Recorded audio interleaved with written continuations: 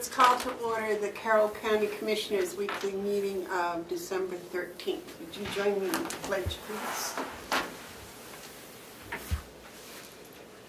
I pledge allegiance to the flag of the United States of America and to the republic for which it stands, one nation, under God, indivisible, with liberty and justice for all.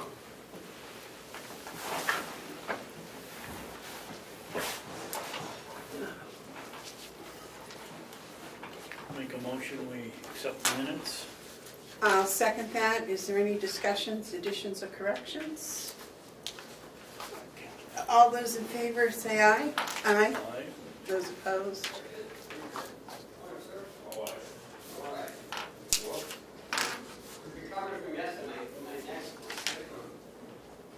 The takeoff? The launch. Yeah, the launch, that's it. There you go.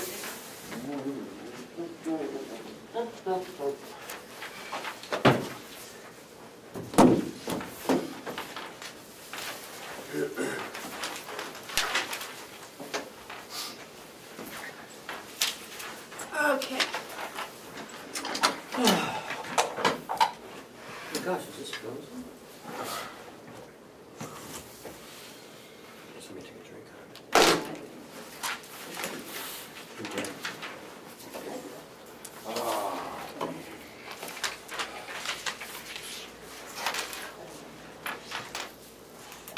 Aye. Yeah. Is there any media questions? Is there any public input? Oh, we started. Okay, the first thing on the work session is the bid on the administrative doors and camera upgrades. Bob, would you come and tell us your opinion, please? I'll be right back. Good morning.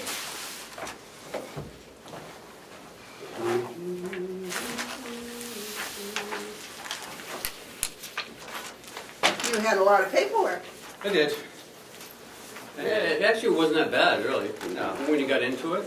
Yeah, just had to sort it out, make sure apples were apples and oranges were oranges. That's all. Make a few phone calls.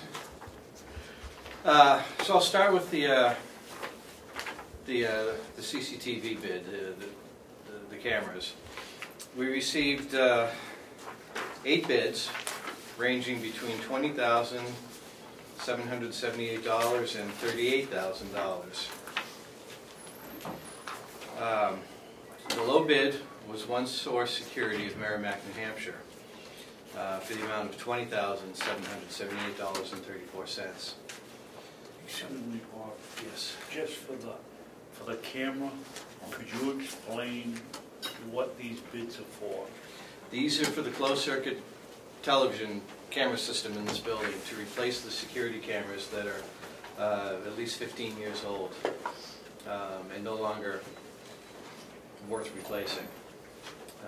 So this is a system that we installed, similar to a system that we installed at the nursing home a few years ago, which has turned out to be a very good, low-cost, high-resolution system.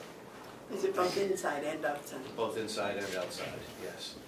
And we're upgrading security cameras around this building, as well as adding a few locations that there weren't before. Long overdue. So One Source Security of Merrimack, New Hampshire turned out to be the recommended bidder. Their price was by far the lowest, and through examination of their bid response, I found them to be compliant with the bid request that I put out, and their references all panned out fine. I saw no reason to exclude them as a bidder, so therefore they're my recommendation to move forward with this building.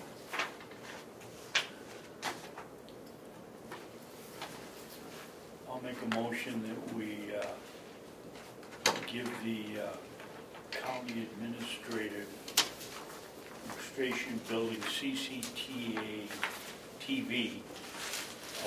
bid award to One Source Security in Merrimack, New Hampshire, not to exceed $20,000, $778.34. My second thing.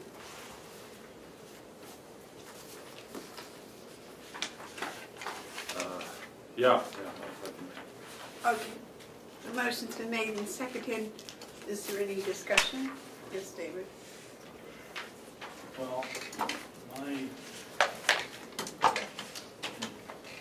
what I did for a living, I always suspected when somebody came in for a price that was significantly lower, throw out a couple of the high bids, check to see where the next lowest bid is, and try to resolve why one company is so much cheaper than another. Bob has assured us that that the equipment meets the requirements of the bid. Excuse me, I'll turn that off.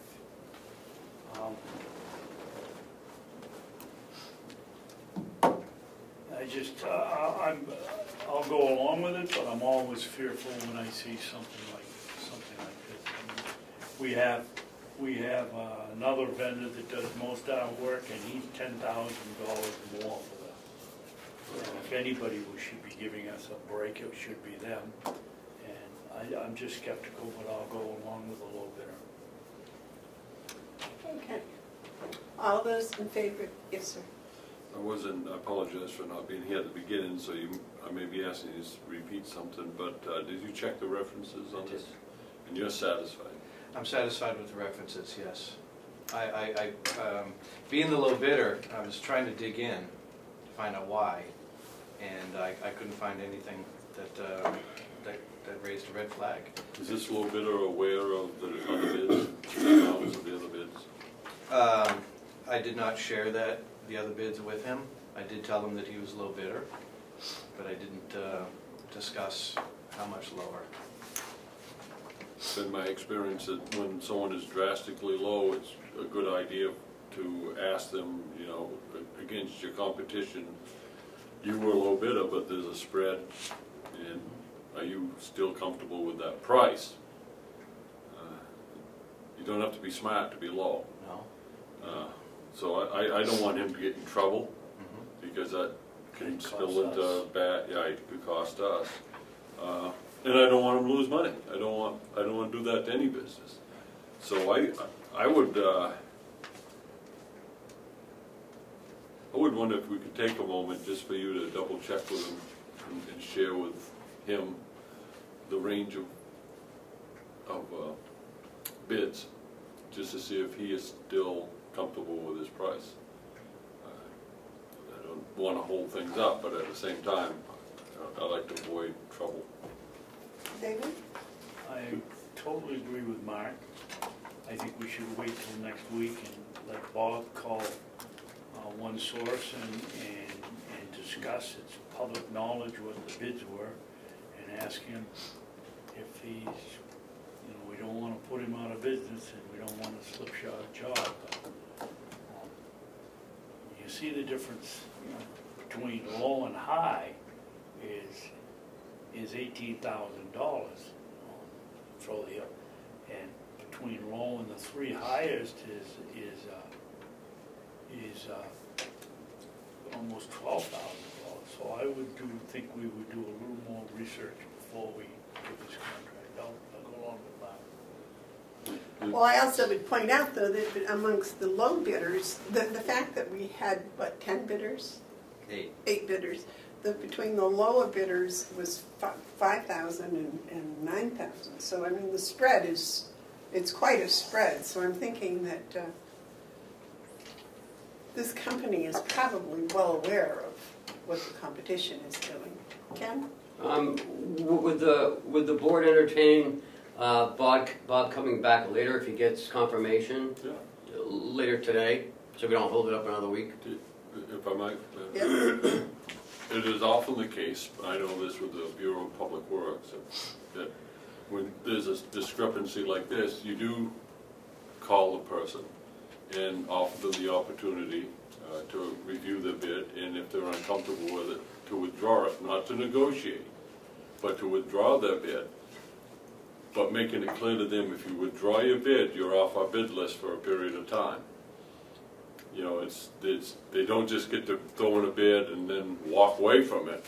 If you walk away, don't come back if you withdraw your bid. But I think with a spread like this, you should ask them, are they still wanting to do this? Well, we did discuss his price and his services, and I did ask him the question if he was comfortable with his price, without disclosing the other prices. I didn't think that I should have at that point. And they said that they were happy. So I'd be happy to make another phone call. I think you should make the phone call and document it, because if there does trouble, you know, you can say, hey, you were given the chance on December 13th, and yeah, if you could do it today, I think we could wrap it up. But I really like that puts up caution flags. Somebody want a motion to table that till the end of the meeting? Until later, yeah. I'll make a motion to table. Till the end of the meeting. Second. Okay, all those in favor of tabling it till the end of the meeting, say aye. Aye. Aye. Okay. The other one, Don? The second was the Carroll County Administration Building Access Control, and for those that aren't aware, this is bringing the doors in this building, the door access, into ADA compliance by putting lever handles on all the doors rather than the round doorknobs, and giving us carded ID card access control. That has the advantage of not using a key system for the employees of the building, and it gives us the advantage of being able to remove a card from the system, say we separate employment with the employee. Yeah, Bob, with my tendency to misplace things, what do we do, let's say I lose my card? We'll make you another one. Person that finds mine can still use it, or No, is because something it'll- switched in the code? It has a unique serial number to it, and that unique serial number will be removed from the system. That card will no longer work. Okay. Which, unlike a key, you can't do that. Are these vertical door handles out of compliance with ADA? No, this door is not. So those But- are the but that people door is. That is. But Okay. there's a certain pound pull test that also complies with ADA. I believe it's 5 or 8 pound pull test. Yeah, that's not an issue here. These hinges are well worn. Okay, thank you. Continue, please, Bob. Okay, so I received 4 bids ranging between $58,190 and $68,495.55. Of the 2 lowest bidders, $58,190 and $59,743, there's a $1,553 difference between the 2. The second lowest bidder is our current access control vendor, who does work at the nursing home and manages the key systems that we have at all the other buildings. He's our access control and locksmith. For the sake of $1,553, I think it would be wise to keep our existing vendor on campus doing the work. He's proven himself over many, many years here, and they've always treated us well. Therefore, I would recommend the second lowest bidder, A&B Locksmith in Guilford, New Hampshire, for $59,743. They've been responsible, reliable, and competitive. Yes, Mark. I'd make a motion that we award the access control bid to A&B Locksmith Service of Guilford, New Hampshire, in the amount of $59,743. Not to exceed. Not to exceed. Not to exceed. You want to second that? I'll second. Okay, motion's been made and seconded. Is there any discussion? Yeah. Yes, You know, you'll that say fif- why. yeah. Go ahead, Dave. I'm sorry. Yeah, you gotta say why. In the motion, it has to be in the In the motion? minutes. It's gotta be in the minutes. Right, but not in the motion. That's Right, right. not in the motion, but in I the think minutes. that Bob has given a very nice paragraph explaining why. If I might, Madam Chairman. The cost of excellent, the value of excellent performance needs to be reflected somewhere. And I think that what we get for $1,553 is the acknowledgement is described in the paragraph. So I would ask that this paragraph, Cheryl, be included in the discussion so that the minutes will reflect the reason, but not in the motion, but in the rationale. Okay, the motion's been made and seconded to give A&B Locksmith Service of Guilford, New Hampshire, the bid not to exceed $59,743 with reasons as stated. All those in favor say aye. Aye. Aye. Those opposed?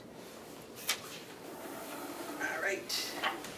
So we expect to see those next week, right, Bob? The door handles. Well, not quite. Okay, and you have an RFP for us? Or you have something Yes, I else? do. What else do you have? I If you would mark this as approved, so I can forward a copy. There's 2 pages there, first and second. It's the same amount, right? Yeah, well, the 2 pages are separate amounts, but the 2 of them together total the bid amount. Okay. I don't have to sign it, just initial it? Just acknowledge it as approved, page 1 and page 2.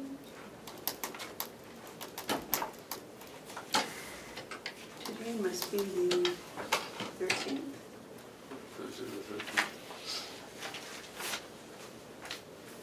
Do all 3 of us need to initial it? Bob? That's up to you. You and Ursula, we got that nice cell over there. Jason's been keeping it there. You can just sign 2. You can come back. Is that compared to you? We'll communicate across all of it. They don't miss me with their Babson. They've got wonderful meals over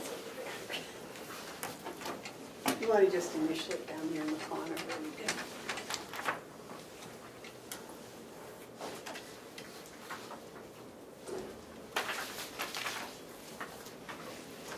Thank you.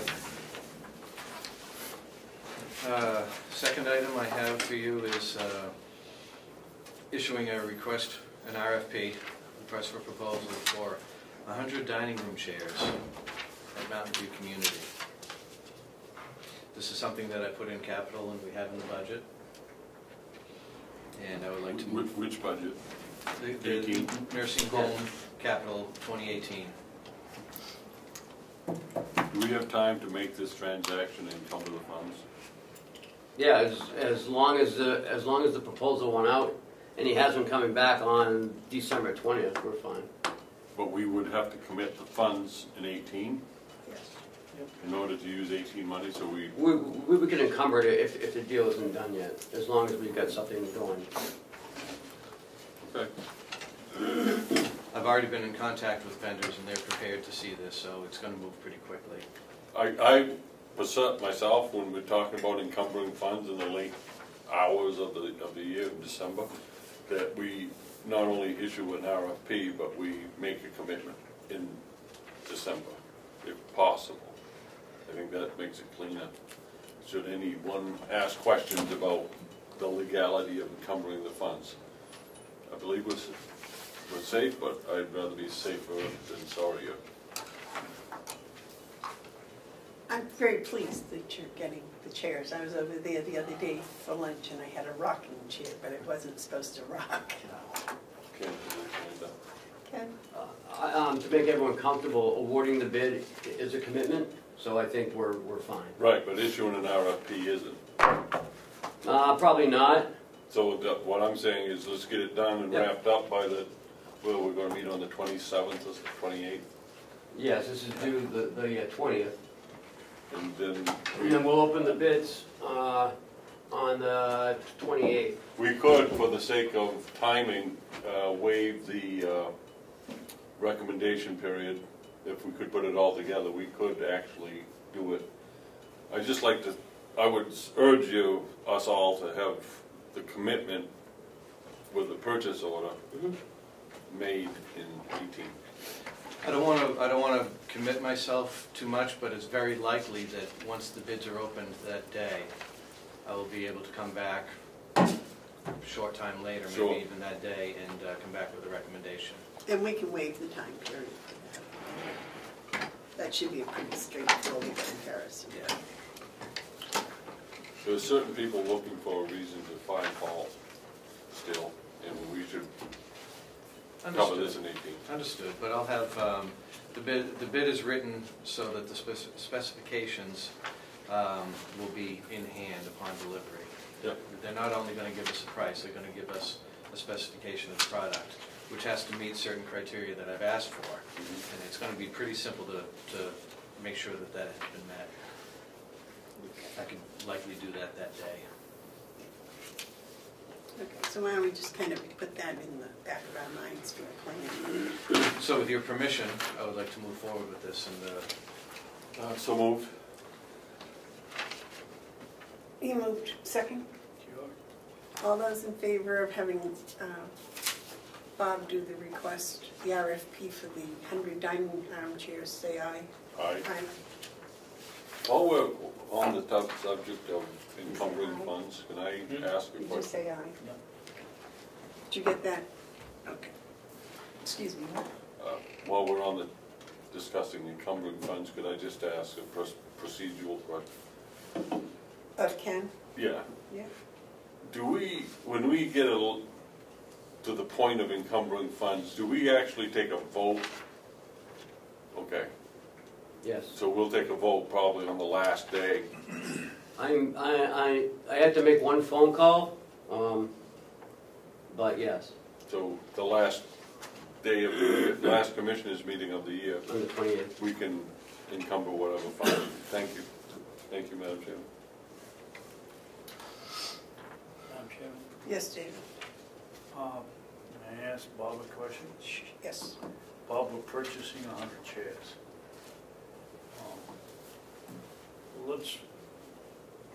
I would suggest that we move forward in determining what we're going to do with the 100 that we have over there that we're going to get rid of. What do you plan to do with them? well, that question is going to come up. And to be frank, I haven't given that a whole lot of thought about what we're going to do with them, other than some of them are not suitable. They're going to need to be disposed of, like the one you sat in. That's going to leave a bunch of chairs that are available for either sale or donation or whatever. And I would entertain any recommendations from the commissioners of what to do with the rest of the chairs. David? There's a reason we're getting rid of them. I would move forward today and put them on Craigslist and put them on eBay and see if we can get someone to bite. You know, maybe we can only sell 10 of them, but at least that's 10 we don't take to the dump. That's a good idea, David. Yes. Yeah, I think that's an excellent idea. And I also think that perhaps after you do that, if they're based on your response, you may want to reach out to some of the senior citizen organizations to see if there's any place where we can donate these chairs. But I think that should follow our first attempt to sell them. Do you have any suggestions about what I should ask for a price for these? I would put something like I don't know, $15 or best offer, less in lots, or, I'd do best offer. I'd do a best offer. I wouldn't, yeah, you know, We're lucky if we're gonna get rid of them. you can take a picture of a couple of them and show, put it on Craigslist, and you may get someone. yes, Well- David? Well, are some of these falling apart because they need welding, They're plastic. so they don't need welding. They don't need welding, Okay. and they've just, and there's no way of tightening them up. They were essentially glued together and foam filled, and that's all that's holding them together. How much is it going to cost us to take those to landfill? Well, it's about what it's going to cost us to get rid of the mattresses. I would hire a dumpster and fill the dumpster, which is probably going to be in the range of $500 to $700 depending on the weight. Well, the Ossipee dump, I think we charge $120 a ton. We could take them there For plastic? for anything that's going into the landfill. It's construction stuff. Make sure you put on as is, as seen as is, Yeah. so no one can come back to us and say they broke your hip sitting in the chair. That's something that I'm going to deal with after the first of the year. Leave it to you as far as the safety of it, like, we don't wanna put anyone at risk for the sake of $15. So if you Well- see a chair that's no good, I trust you to say, no, this one isn't, this, Buy one, get two free. yeah. Okay. How about if you take one, we'll give you 5. Yeah. And these are the low riders, right? These are the brown plastic ones that, Yeah, the ones that are, we're buying the adjustable tables. These are the ones that were low chairs for the yeah, tables out there. they're suitable for our resident population. How long did we have them? 7 years in September, this past September. Were they They new? don't make chairs last like they used to. No, they were brand new when we bought them too, and they were just cheap chairs. What I'm asking for, I don't know if you read the specs. The new chairs that I'm asking for metal framed, and I'm asking for chairs with front casters. I don't know if you've had the opportunity to sit in a couple of chairs that I did an experiment with over there. I took 3 chairs, cut a couple inches off of the front legs, and plunked casters in them. Because I was in another nursing facility a few years ago that had chairs with front casters only, and they were fantastic. They were easy for the residents to maneuver around. They were easy for the staff to push residents in. But yet, when the residents sat down, because there were no casters in the back, the chair didn't move. So it's things like this that we should have had from the beginning, and we didn't. So as a consequence, without having casters, most of the residents that we have over there need to be pushed in, Yeah. and that causes a lot of stress on the legs of those chairs, and they just haven't held up. Sure. And wear on And wearing the rug out, yeah, everything negative. So these are going to be a huge improvement, and I hope they last twice as long as these did. Sure. All right. Anything else for us today? Yeah, one other question, because we're on the subject of disposing of old things. A few months ago, you were authorized the purchase of new mattresses and clocks for the nursing home. Before I dispose of those, because they are targeted for disposal, I'm going to hire a dumpster, and that dumpster can take about 80 mattresses. The rest I'm going to get rid of in short order. But I thought that maybe we could offer some of these mattresses and clocks, as opposed to putting them in the trash, to staff members, or maybe White Horse or something like that. The mattresses aren't suitable for nursing home mattresses anymore because they've expired. But they may be suitable for a dog bed. They may be suitable for a camp. They may be suitable for somebody to use as Transitional housing. transitional housing mattress or something. So I don't want to drag this out, and I don't want to make a whole lot of work out of it. But I would like the opportunity to offer them to staff members, and I would like to make a phone call to somebody like White Horse and see if they're interested in picking up any. I'm going to have a short window because I need to have the dumpster paid for by the end of the year, so this is going to happen pretty quickly. you allow me to do it. And that's what I'd like to do.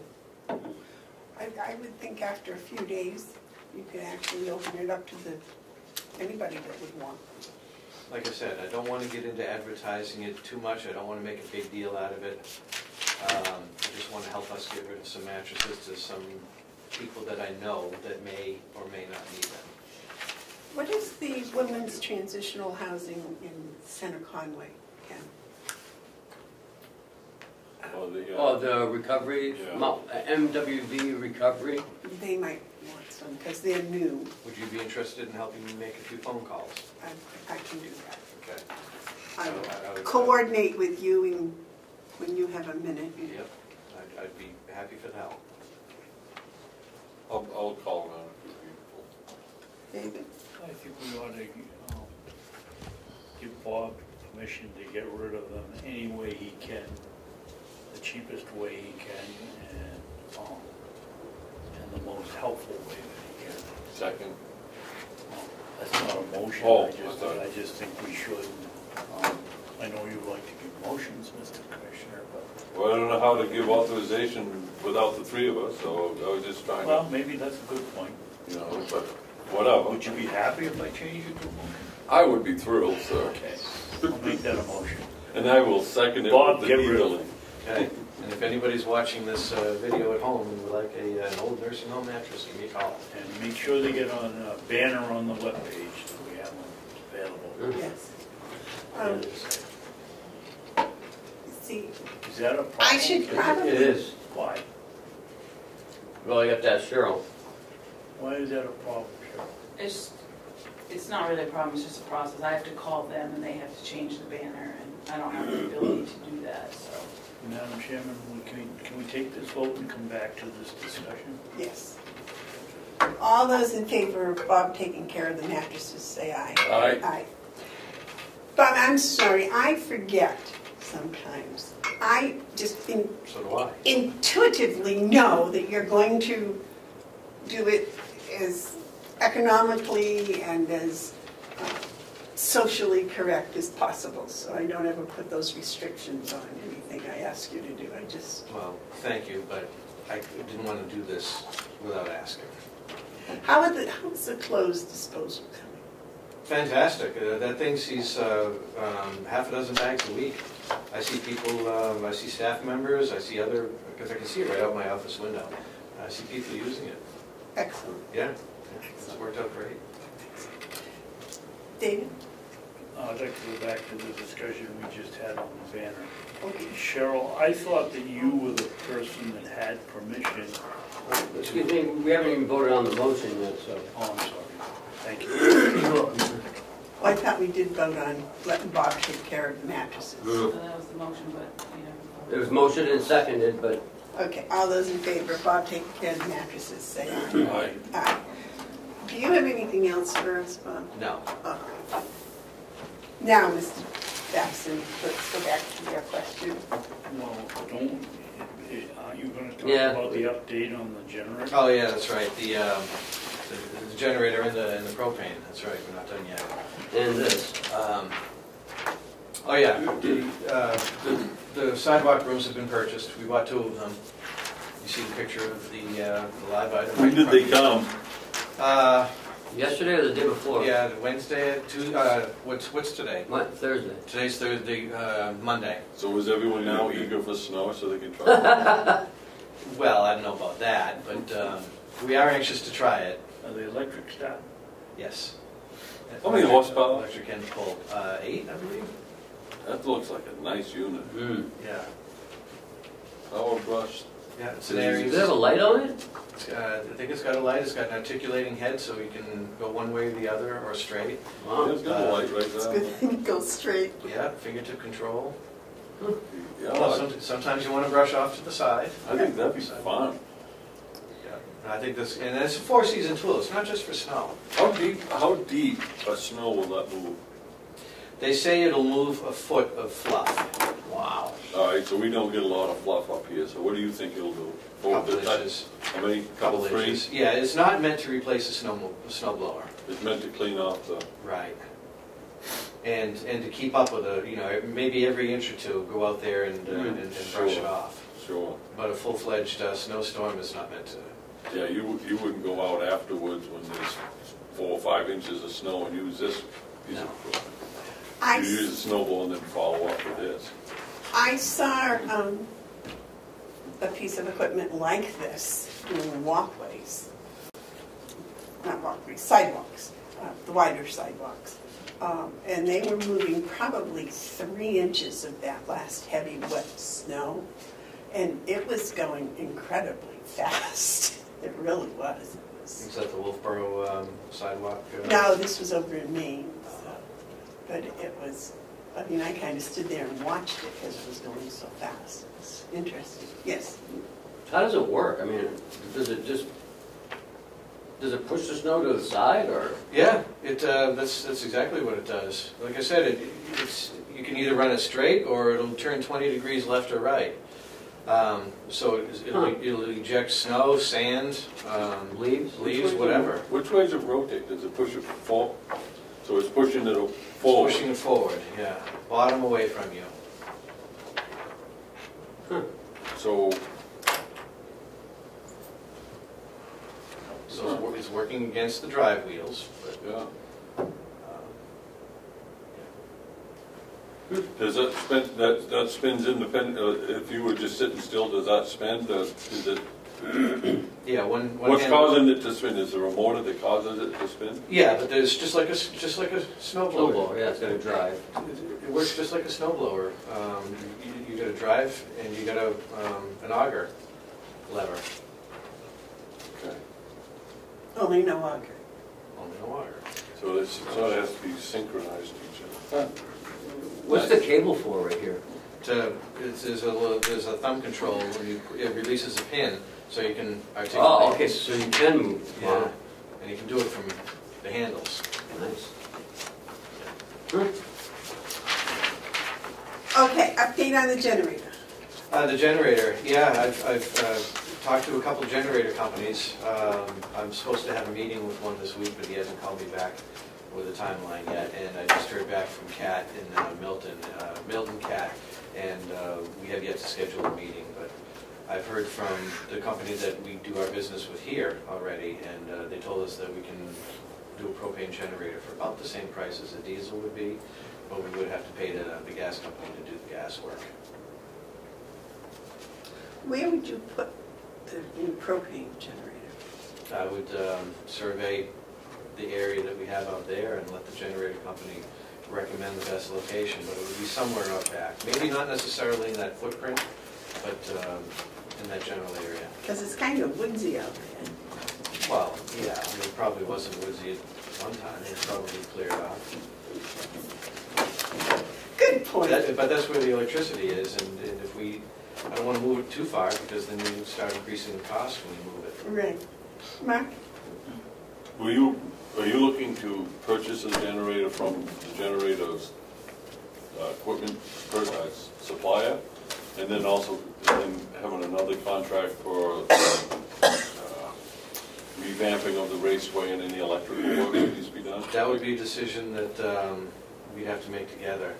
Well, when we talked to our electrician, he recommended putting a remote control camera down the raceway or chaseway. Yeah, yeah. To see what it looks like underneath there. The only way to do that is to pull the wires out of it.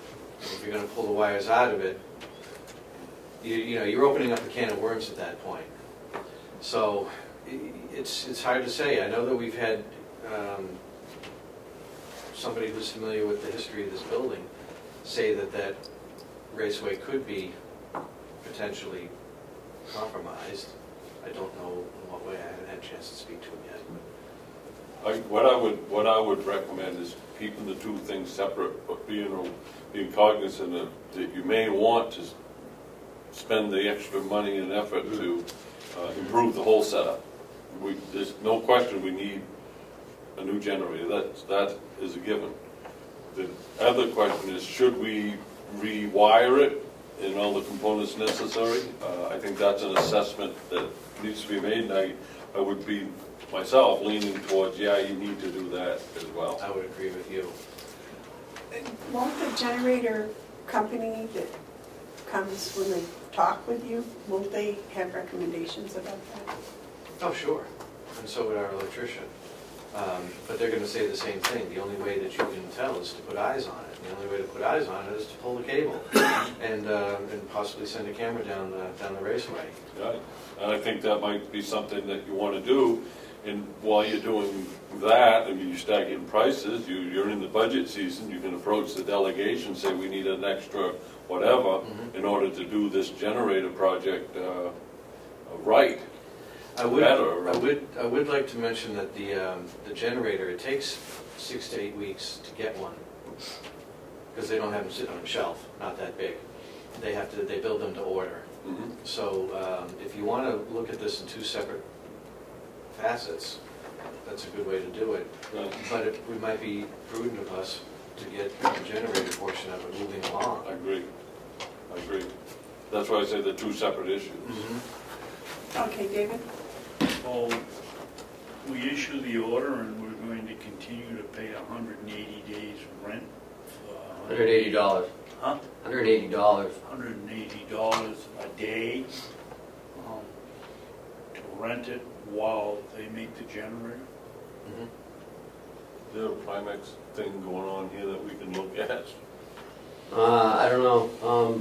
So I'll give him a call today. If that, yeah, I mean, if That was definitely, I would think, be covered under insurance, the mice in we'll there. find out. If It's it worth is, asking the question. Yeah. because, but we have to do it. It's a life safety issue of a high level. We can't not have the dispatch operating. Yes. Right, but we gotta, we have to be cognizant of the cost of the standby generator as well. I mean, all this is gonna be playing into how fast we move and the decisions we make, and I mean, so you gotta get a plan together and. Yeah, and I'm working on that plan. As a matter of fact, the generator company is here today to hook up the data logger so we can see how much electricity we actually use. And see if our generator sized properly. Siemens didn't do that when they were here, It wasn't part of the project. David? Bob, tell them so that they understand. It's taking 30 days for the data information work to figure out what the kilowatt average a day we're going to use or something like that. We don't get a separate. We're now stretching it out another Yeah, $180 a day for 30 days while we find out what we need. Don't we get a separate electric bill? for You this get an building? electric bill, but an electric bill is different than a data logger. A data logger is going to look at spikes of equipment coming online. You're never going to see that in an electric bill. And generators have to be sized according to startup Right. currents, motors and whatnot. No? Apologize if I should know the answer to the question I'm asking, but just a lot going on. Do you know what generator you want at this point? At least what size we have out there now, at the very minimum, which is 150 kW. Is that what you want? Are you comfortable if that's what we were going? My point is this: I'd like to, if at all possible, make a commitment to a purchase today. How much a day is it for the? 180. Right, that's, you call it $200 a day. If we wait a week, that's $1,400. If we can move quick, and there's certainly enough rationale to forego bid process and all that. If we have a vendor that you can trust that has the generator that you want, I think we need to place that order today if we can. Well, all I can say is for 32 years, that generator appears to have serviced this building in electrical capacity adequately. That generator was sized back in 1978. Well, no, 86 is the age of the generator, so for 32 years. But in the mid-80s, that's when it was sized for the building and the configuration it was then now. I don't know what rationale that they used to size that generator. I can't tell you if they oversized it for future use back then, or if they sized it for the building as it was.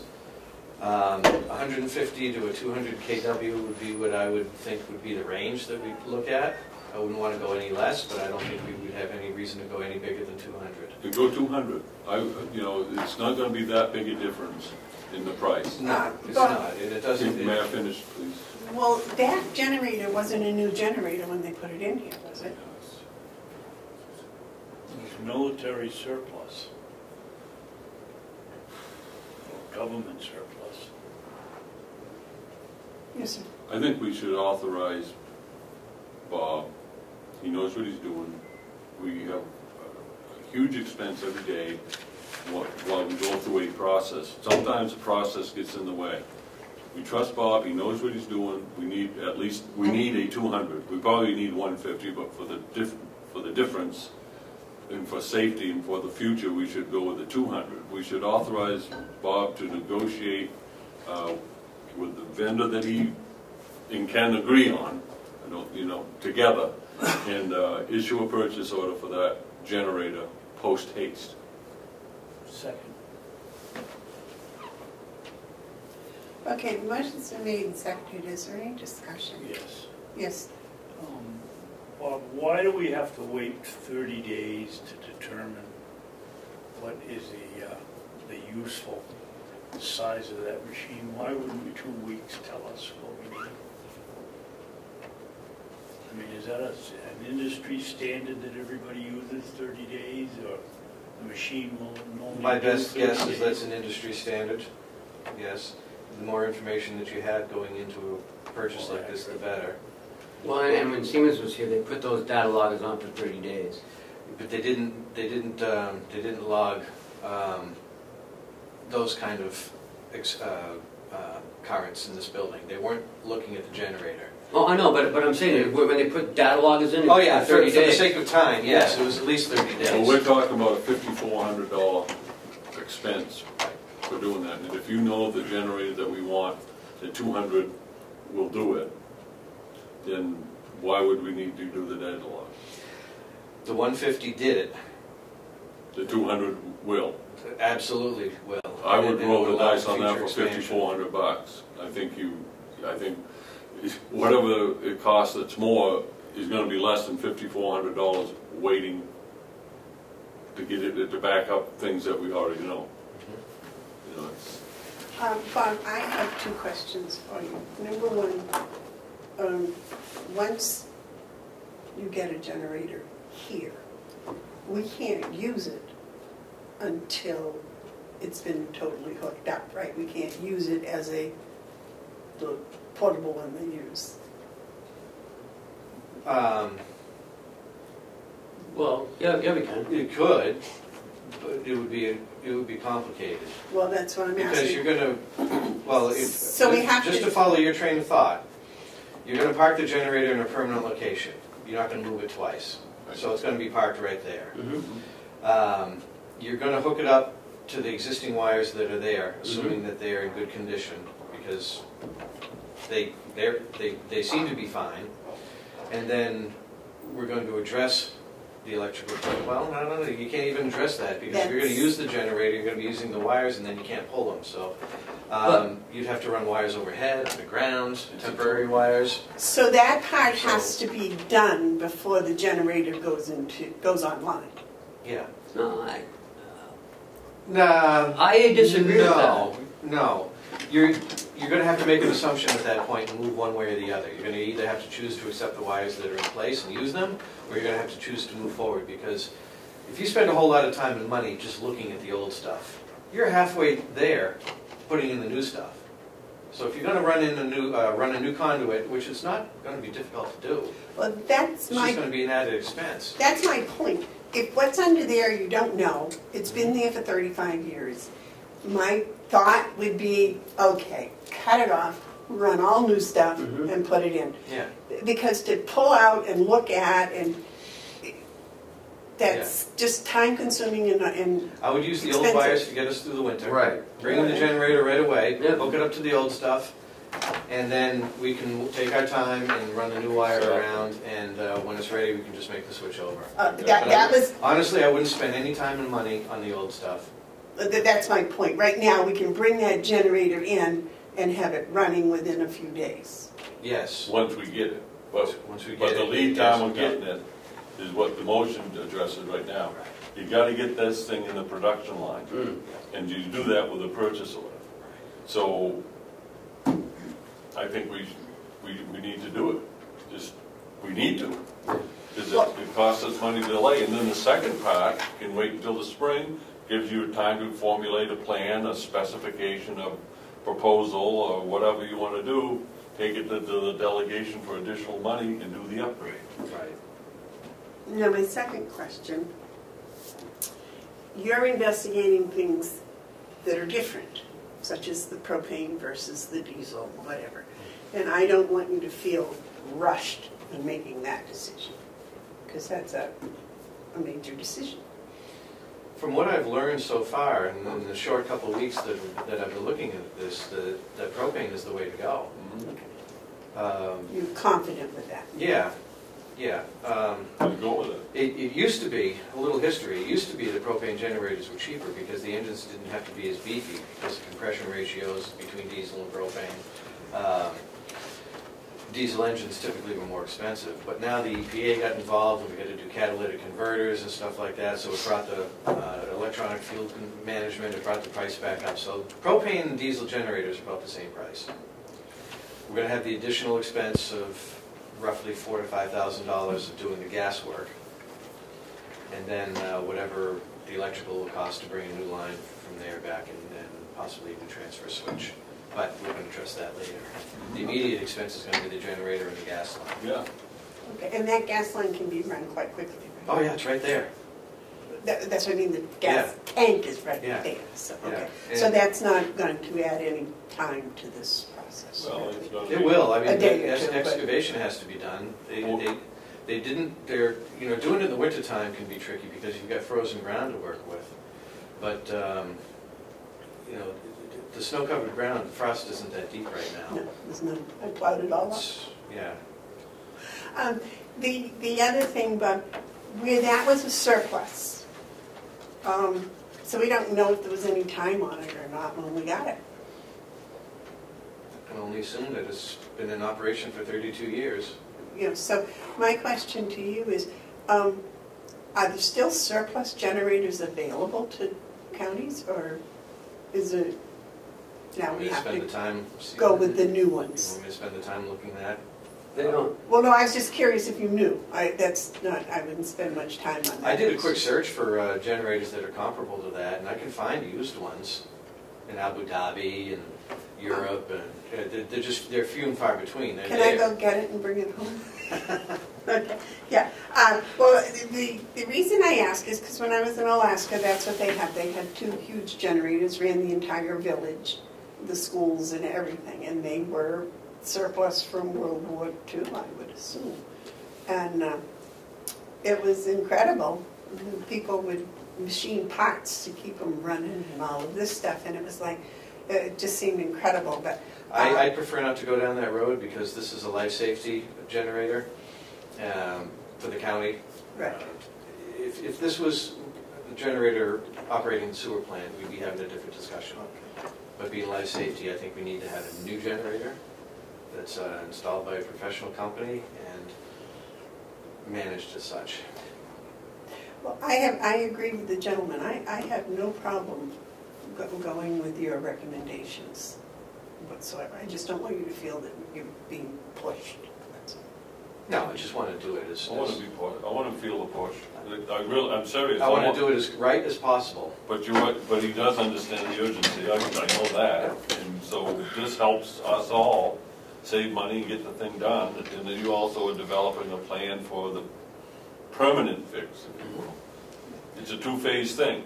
Get the generator online with existing structures and fuels, phase one. Phase two, come up with a proposal or a bid specification for revamping the wiring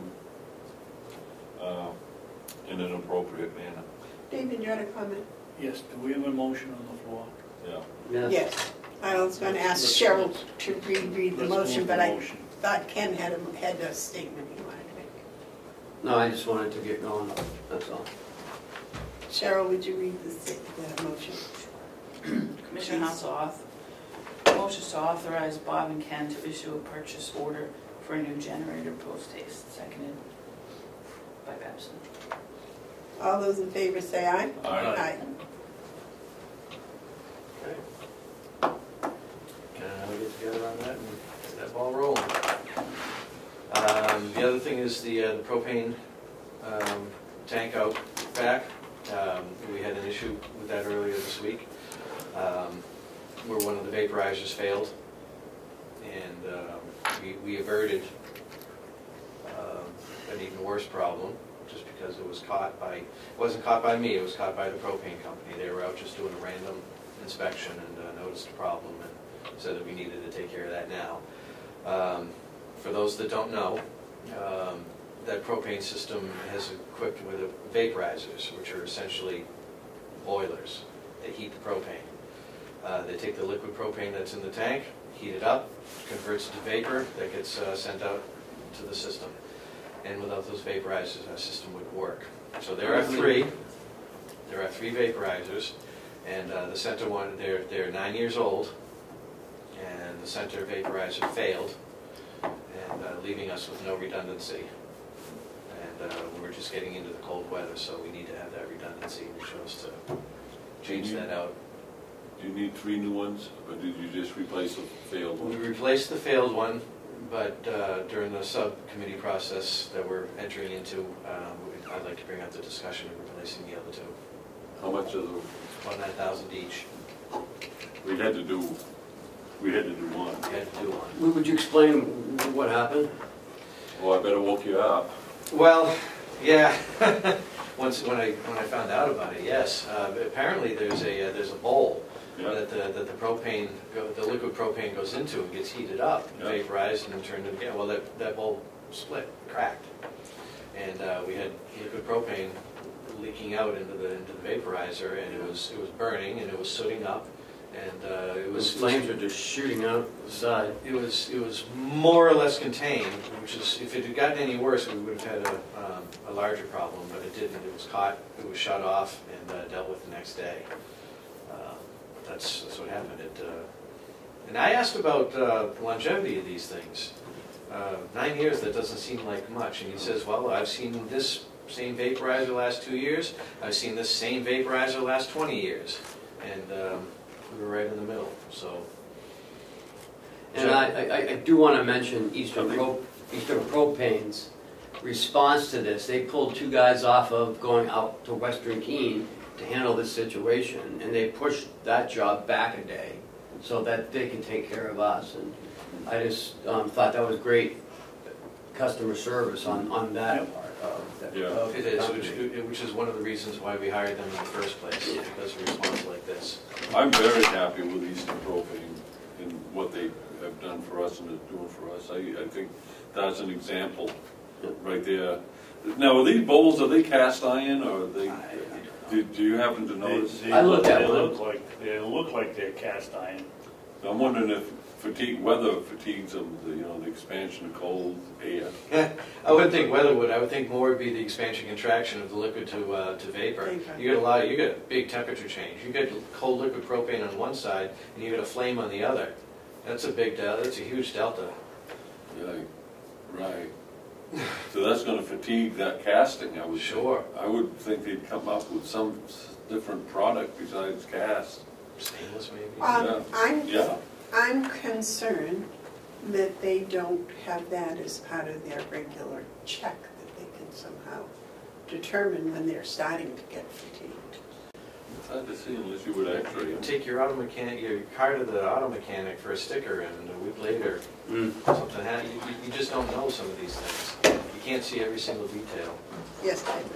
Really? Really up here, talking about that, the tank. Is Willie part of this? Yes, Will was Would you involved. join us, please? Yes, ma'am. Would you update me as to what we're doing, Bob? Yeah, we're just talking about the vaporizer. Oh, yeah. And the question on the table right now is, how do they work? Oh, so the liquid comes down and gets heated and turns it into a vapor. So these vaporizers heat that liquid, and then that vapor is what is sent to the buildings, particularly the longer the distance, needs the vapor to Yes. Do you know what that bowl is made of? the material. Yeah.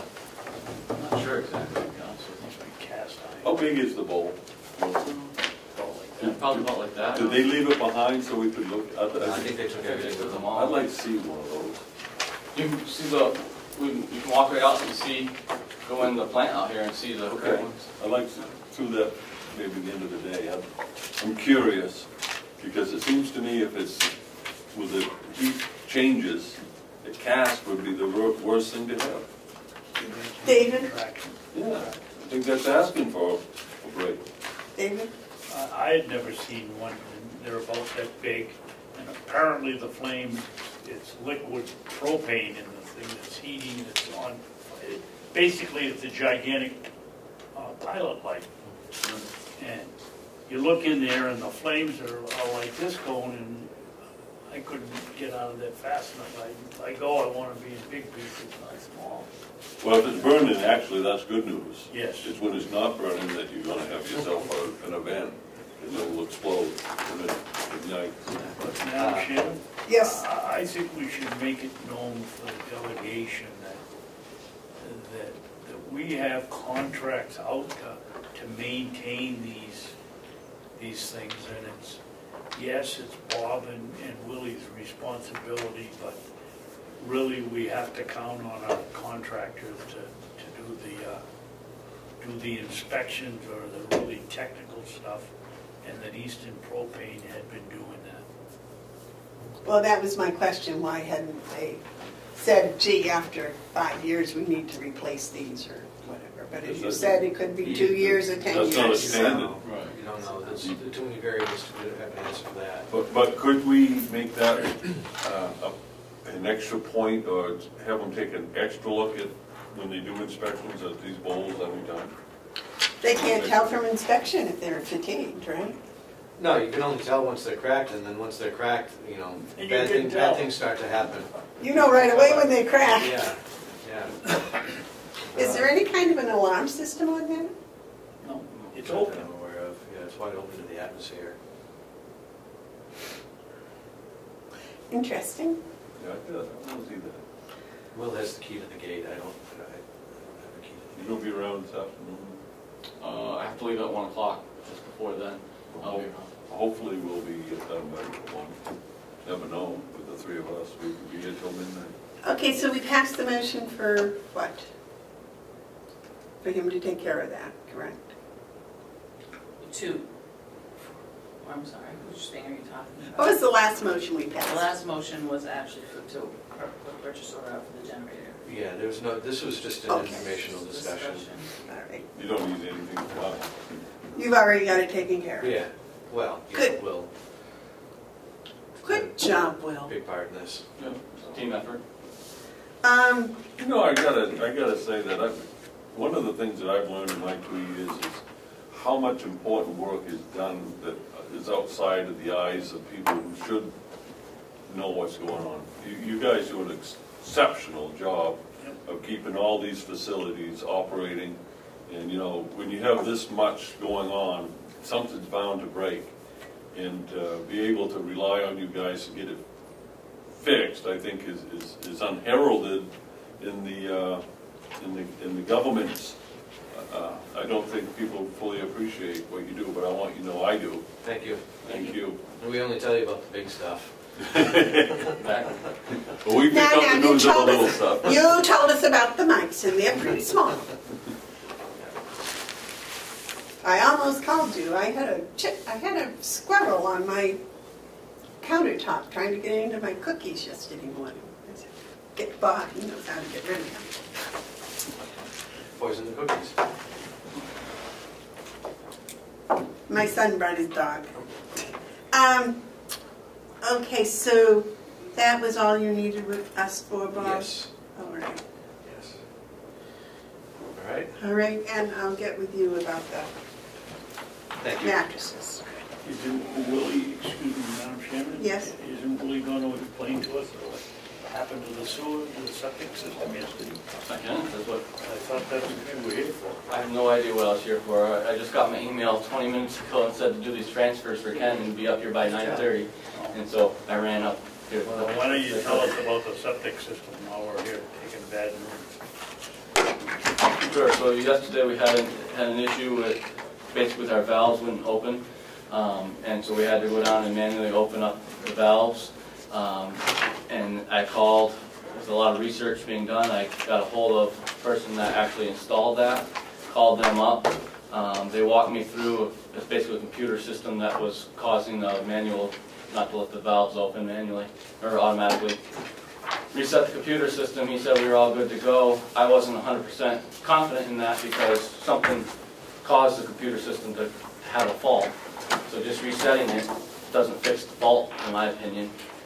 So last night I had Mark come back to check the levels on everything, and he came back about 9 o'clock last night, and we were in high level again. We caught the problem a little bit faster last night, but we were still, the level was climbing. So he went and manually opened up the valves again for last night, and part of my busy morning is I'm trying to get back a hold of that guy and see if we can get him to come out. This CPU thing that controls this stuff, there's only a few buttons on it you can do with, and it has a plug that you would come out with a laptop and you would program it with your laptop, and that's well above our head. We don't have that capability, so that's what I'm contacting the guy back today. I'm going to see if they can come out, and maybe it needs to be, even though it shows there's no fault, something set it into fault, and clearly right now it's saying it's in run, but it wasn't because our levels were going up and our pressures were on our pumps, so our pumps are pumping. So something's causing it not to do that, and it might need to just be reprogrammed. So that's kind of where I'm at today of trying to get that taken care of. Okay, for the people at home on the camera, Yep. would you explain about the septic fields and how they work? Sure. What the problem was? So there's 10 fields out there, and when the water pump kicks on at the plant and sends the water out there, there are 10 fields, and those fields are closed by air pressure. The valves are closed by air pressure. The computer tells the valve to open up, lets the air pressure out, opens up. So every time the pump kicks on, simultaneously the computer tells a different one of the 10 to kick on. But basically the computer wasn't telling to kick on, so when the pump kicked on, it wasn't having anywhere to, it was like essentially like a blockage until we went down and we let the air pressure out manually so we could keep everything flowing, and then figured out that we had a computer issue. And that happened again at 9 last night? Correct, yep. So we've got it, we're manually rotating right now, which is fine for a short period of time, but we don't want that to go too long, so that's why I'm getting hold of the guy to see if we can get the computer program, see what's going on, if it needs to be reprogrammed or if we need to replace it. It's 15 years old down there. The 10 years I've been here, we've never had an issue with it, but you know, it's possible it needs to be replaced, or he might be able to reprogram it. I'm not sure. That's where we're at in the investigation. All right. Thank you very much for that. Yes, ma'am. I think it's important to take this opportunity for the edification of any of the delegation members who watch this on government oversight, that they become aware, more keenly aware, especially the new ones, of the importance of the positions that we have that service us in our many needs. We just heard an example of 2 of our employees having to get right down into the real waste matter of this operation, and you know, that can be a crappy job, and we're fortunate to have capable men who will do that, and I just like to have the delegation aware of that when they start wondering about our staffing levels. It's been an interesting week. Tuesday morning we started with propane, Wednesday morning I started with sewer, continuing on to the sewer this morning, so it's definitely been an interesting week. All right. Was there anything you specifically wanted Will here for? Well, there's some transfer requests. He didn't put why he needed them, so I just need him to. Oh, I'm sorry. I haven't let us know. We're starting with 35. Yes.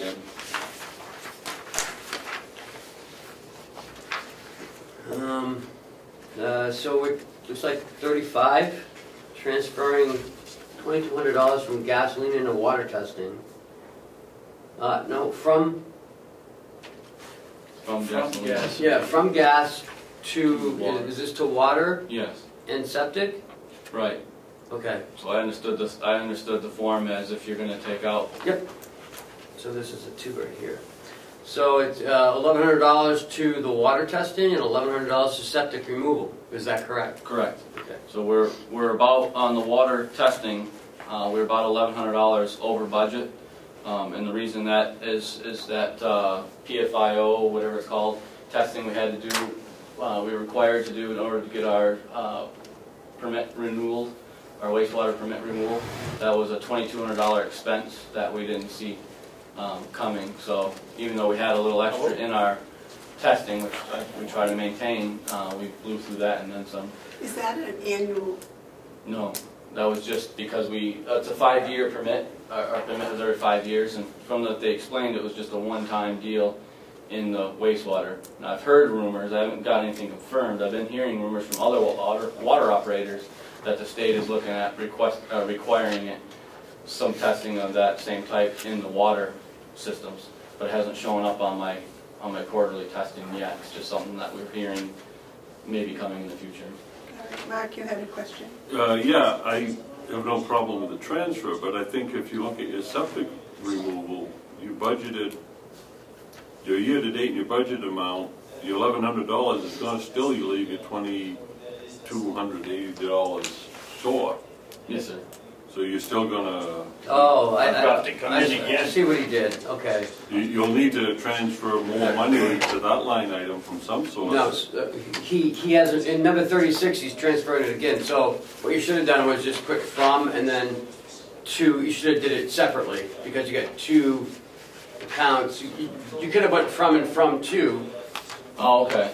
Okay, because I thought where it said to, I didn't know that you could move and put. Yeah, that's why that was blank. You can have it from or to, Okay. however you want it to be. There's 3 of those or 4 of those. Oh, yeah, Yeah, there's gonna okay. be a couple of them for septic to try that, and then I'm still kind of short, to be honest with you. Well, I Oh, you think, can't be sure. Well, Madam Chairman? Yes, Mark. I think what you have with this, because this looks like a single attempt, is the seed of confusion. I mean, we could sort through it, but how long would it take to redo this so that we have something in a more concise? as soon as I understood, probably less than 15 or 20 minutes. We have some more transfers from the nursing home, so he could come back. Or we could do it next, oh, you want to get it done before next week? Oh, yeah. Yeah. Yeah, I can come right back. So this is all for your septic, except the salary on the last page, is that right? So what you should do is take the time to make sure that you get everything covered so that you're not in the red on any of these. Because I think I heard you say you're still going to be. Well, I got some major problems, really, because we had, for example, we're over $3,000, almost $3,400 over in our septic because we changed vendors in the middle of the season. We already talked about the $1,100 in the water testing. I'm going to be short. Well, I don't know exactly how much, but Kathy estimated close to $1,000 on the electric line that we didn't know about. We were short on the salt category because we used more salt last winter than we expected. We've already did that transfer, so we're fine with that. And then we've got the overtime and salary, but I guess what I'm saying is I think there's more things that came up that we weren't expecting than money I have to move around, or at least that I know of to move around at this point. That's like $5,000 that we didn't know it was going to happen, and it's hard to find, or more than $5,000, and it's hard to find that in here. Is I guess what I'm saying. It's almost impossible when the delegation underfunds your department. I mean, it makes it impossible. So transfer. Just go back and kind of put these on.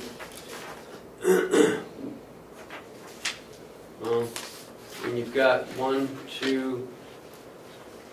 He probably needs to get with Kathy and make sure where he has funds to transfer. Yeah, and if not, tell her to take it out of the commissioner's line if there's some money in there somewhere, or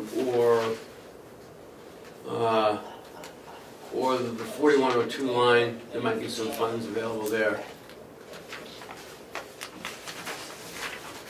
and So- try to get it flowing so people can understand how it flows. You may have to use 2 pages, Okay, that's what I was gonna ask, is, but at least, you know, so people can look at it, okay, you move this to there, okay, to there, okay, to there, to there. Just like a checkerboard. Right. so if it's almost 2 pages together, because I got 4 froms going into 1, 2, you know, if I move Yes. 4 different line items into 1, 2, I can kind of staple those 2 pages together. Yes, and Okay. say 1 of 2, and then, Okay, you know, as long as it's flowing nicely. I'm gonna Okay. give that back to you. And the so I'm water should be confused. separate from the Yes, sewer. you're right. Do your water transfer right, just that amount that you need for the water okay. on one page. Right. That's Then easy, your that's- multiple transfers into the sewer on the second page. Okay, And then your salary one is, that's an easy fix, I'll talk to Kathy and then I can move Okay. these out real quick and be back in a few minutes. And I don't know what happened here. No, I'm gonna think- send those back. I think my cut and paste removed something Yeah. somehow. Okay. I'll be back in a little bit then. Okay. Thanks, Will. Oh, he does a good job. He does a wonderful job. Well, with what he's got to work with. you Yeah, know, yeah. It's hard. okay. Performance audit draft. Last week you guys said you were gonna get, you were gonna do your ideas. Did anybody do it? Ideas to do what? You gotta be very strong. On the performance audit, I gave you my, Responses. right, my responses, you said you were gonna do yours. Yeah, we You did. got- I did not do it. Okay. I apologize, That's okay. Ken. I totally, Okay, we can do it next week. I always do my homework and I didn't do my homework. David, did you? Well, yes and no. I talked to Ken already about the $2,500 backup proof that we're not being in the purchasing. And that's the only one I found on there that really needed correction. I think there was one other that you said you were going to correct when we talked about it. Yeah, But I know the purchasing one was because it wasn't accurate. mhm. It wasn't slowing down the work and we weren't demanding a bid.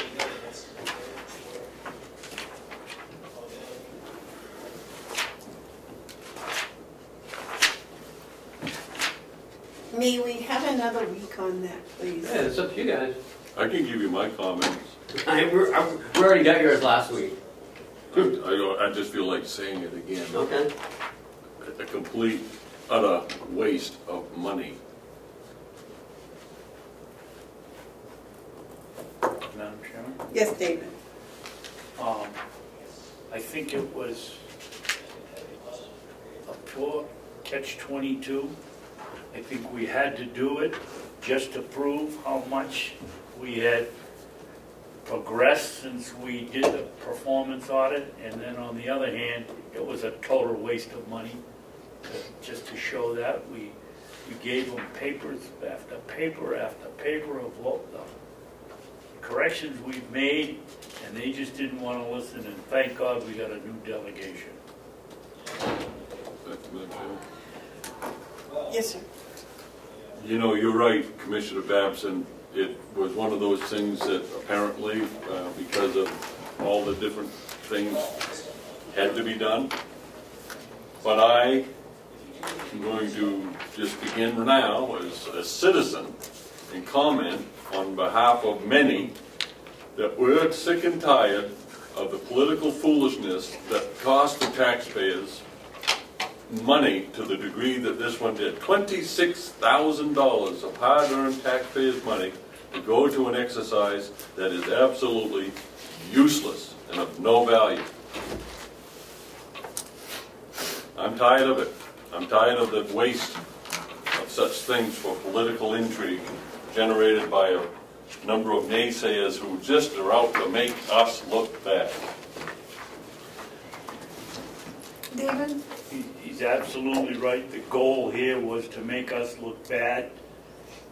If anybody's read or when they get around to reading it, I think you'll see that most of the suggestions in the performance audit that are negative are ones that we put into the budget, and the delegation took it out.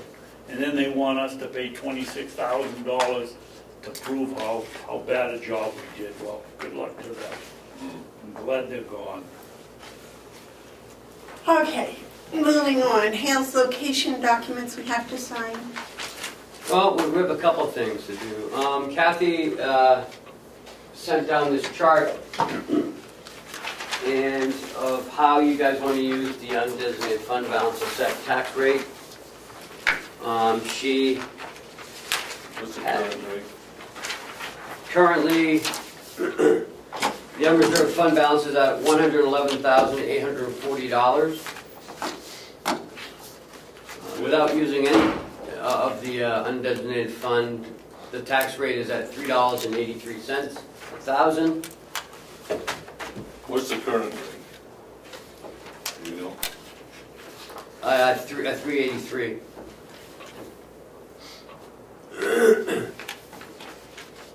Because we don't use any unfunded fund Okay, so the balance. current rate is 383? Right. And we got 111? Mm-hmm. She's recommending to use 51,000 or 60,000 of the unreserved fund balance to bring it down to about $3 a thousand.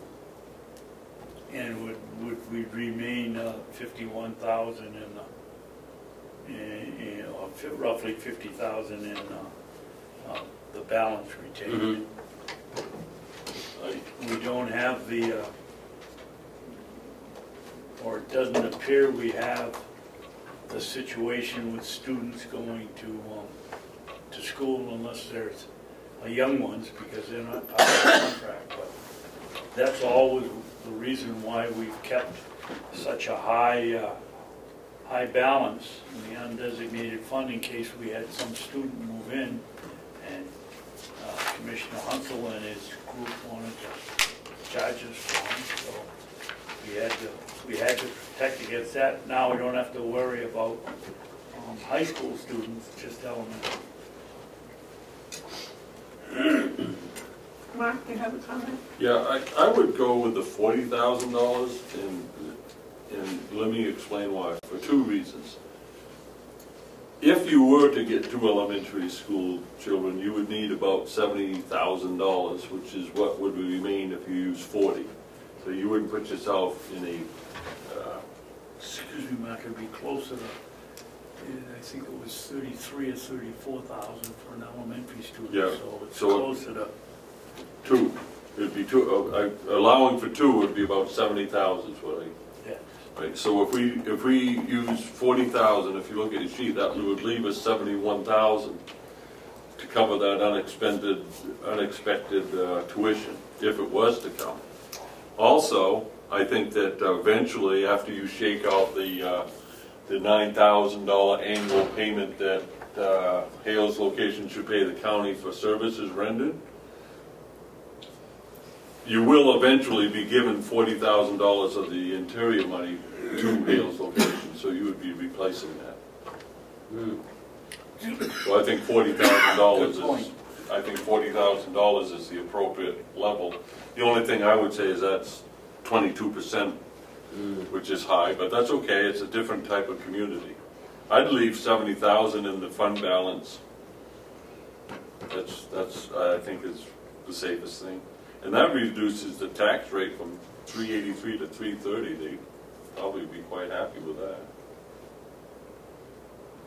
Did they do a reevaluation this year? Yeah. Didn't we see some evaluation? She sent me a letter. I think that was individual homes that Was had it? improvements. That would change the rate, but it wouldn't change the tax bill so much. It doesn't say that they've been reevaluated. Because I know in towns where they were reevaluated and the evaluation went up, even though the rate went down, their bills went up. They were quite upset.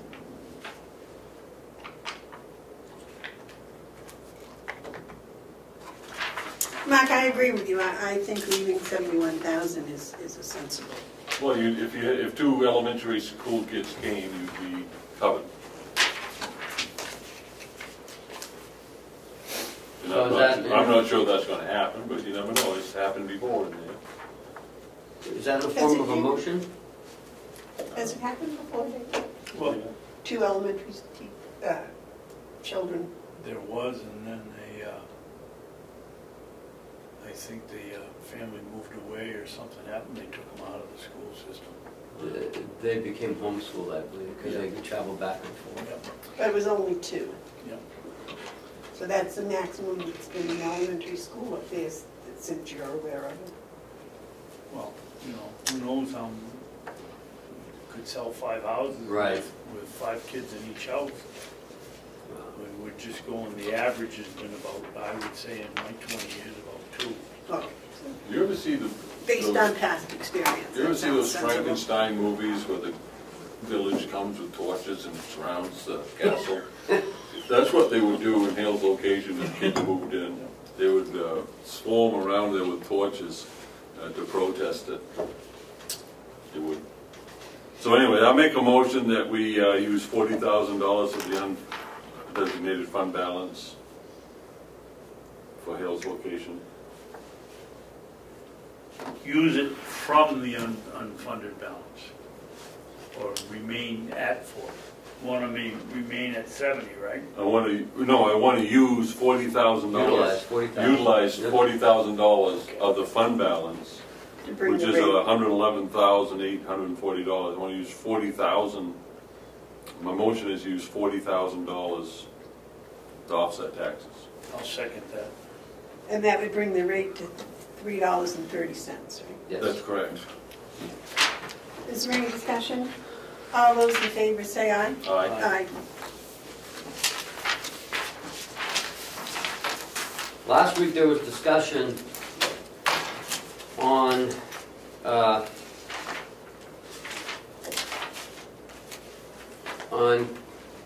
couple of things last week. Kathy Golden's paycheck and the Avatar assessing invoice.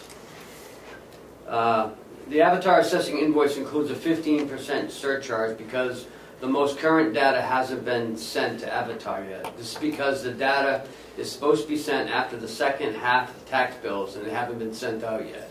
The 15% is included on the invoice that was received. These invoices are received each year for the update of the tax collect and assessing programs. After I get the tax rate set, I can send the data to Avatar. In addition, this bill should be paid out as part of the 2019 budget. I will be submitting the preliminary tax rate for Hale shortly. I finally received the signed delegation minutes from Representative Butler. They have been uploaded to the portal, and now I am waiting to hear from DRA to set the preliminary tax rate. I will then make recommendations to the commissioners, which you did. Once they vote on the rate, I will get everything into tax collect software and send it down a warrant for the commissioner's signature. After that, tax bills will be mailed out, and I can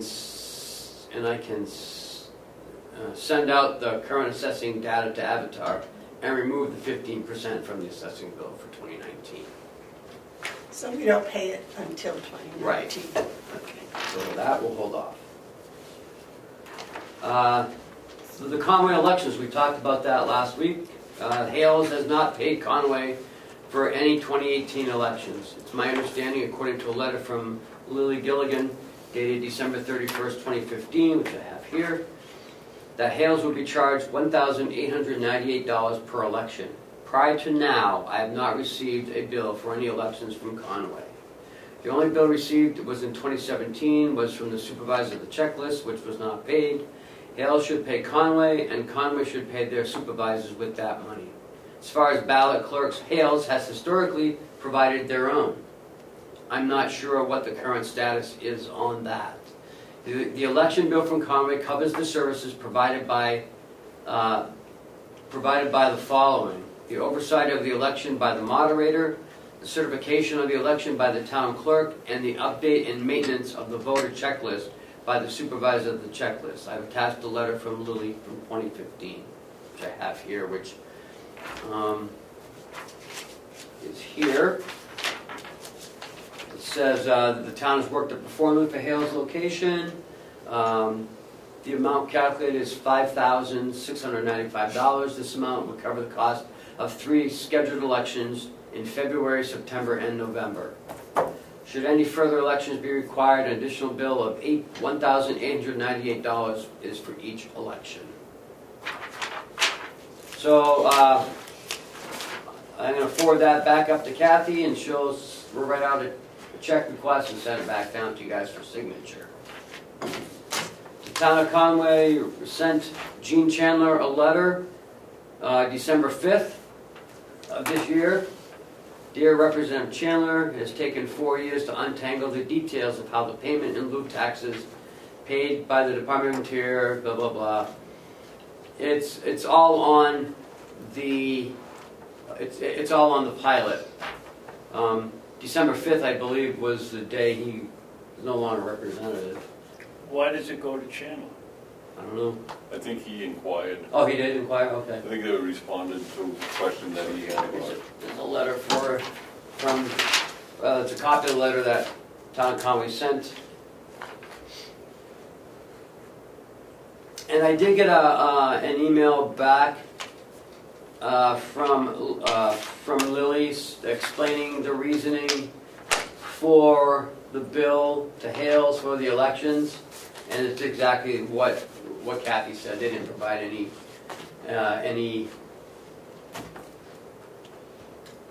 Hales didn't provide volunteers. For that must have been for the primary. It was for the 3 elections: the town voting, the February, the September. Well, I think it's only the primary because it was 1898, and I know the final election they did supply volunteers because I know the volunteers. So the full year was 5698, and the bill we got was 1898. So I assume that's for just one of them. Perfect.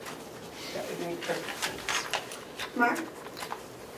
I would appreciate it if this letter was forwarded to each delegation member. Okay. Some of the towns, they don't understand about the transfer of authority, and I think this letter is very informative for the new delegation members. I mean, I'm sure Gene likes the information, but there's really nothing he can do about it. I do notice that they copied us and also Commissioner-elect Terry McCarthy. I think it would behoove everyone if this was forwarded to the Did we get copies? delegation. No, they'll make copies after. They came in the other day.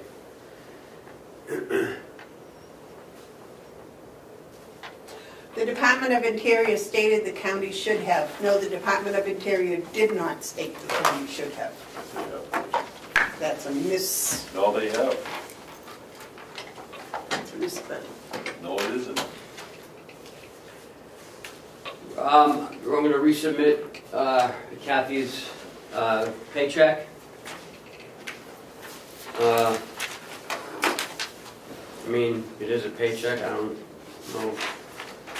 You cannot sign it, but she explains to me about the position.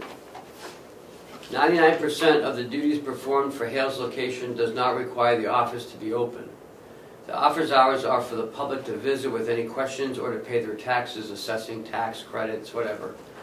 This time of the year before the tax rate is set is typically quiet with visitors. When I do have the occasion that I need to close the office, I post a sign saying so and to email me if assistance is needed, and I send Ken an email letting him know the office will be closed. I have never received an email from a resident requesting assistance when the office was closed. I always more than make up the 2 hours working from home, completing any tasks necessary to keep everything current. I have a sign on the door noting office hours, and it reads, if you need assistance or an appointment outside of office hours, please email me at thehalestaxcollector@gmail.com. I have never received an email asking for an appointment outside of office hours. Did you get an email for those 2 Saturdays she was closed? No.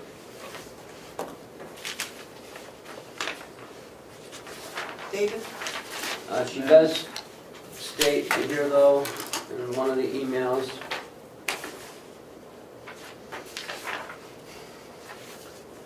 that she was in the office on November 3rd and 17th, which I believe backs it up with her monthly report, her news report. She did say that she sent me an email on November 10th because she was on vacation.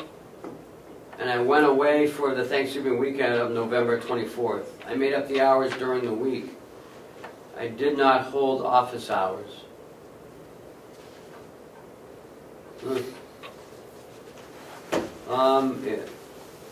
The gentleman who needed an appointment read the sign on the door, says, you know, to email her. I've never received an email. If this complaint was received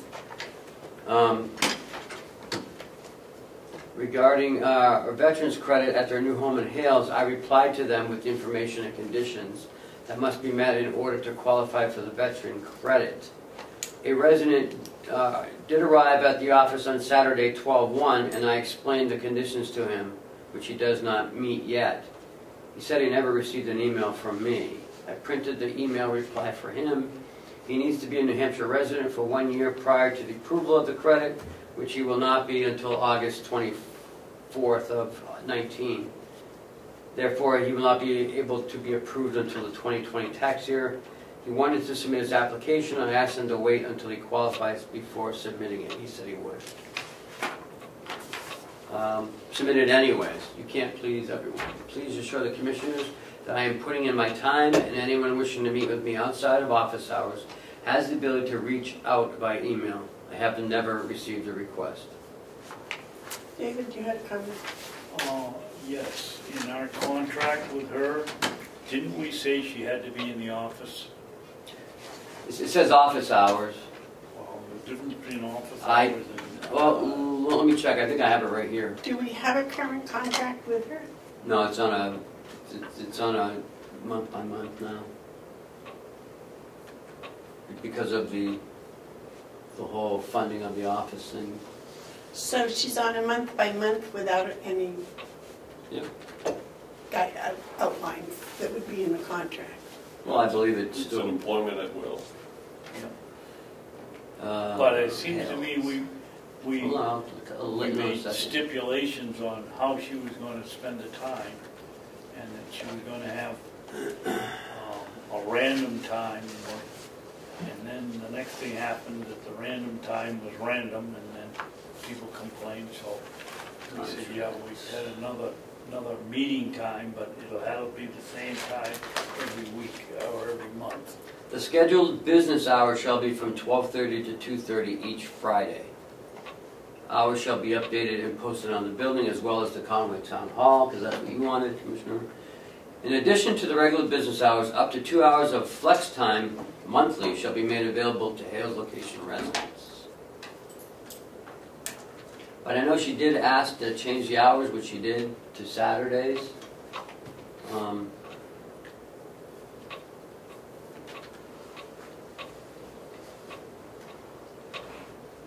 After 90 days of executing this agreement, the Board of Commissioners shall reopen the clause of flex time hours for review. No other provision of this agreement is renegotiable. So that's where we are with that. Well, I think we should pay you. It's not a pretty situation, and until we get enough people in this office to help, we just have to watch Hales run by the seat of our pants. It's, you know, the quicker we can get the operation into this office, the better off everyone will be. But in the meantime, we need to pay this obligation. Yeah. David? I don't agree. I think it was very clear that she was supposed to be in the office and posted if she isn't in the office, and she hasn't been there, that I know. Okay, I am not signing this check until there's a motion made and passed for me to sign it.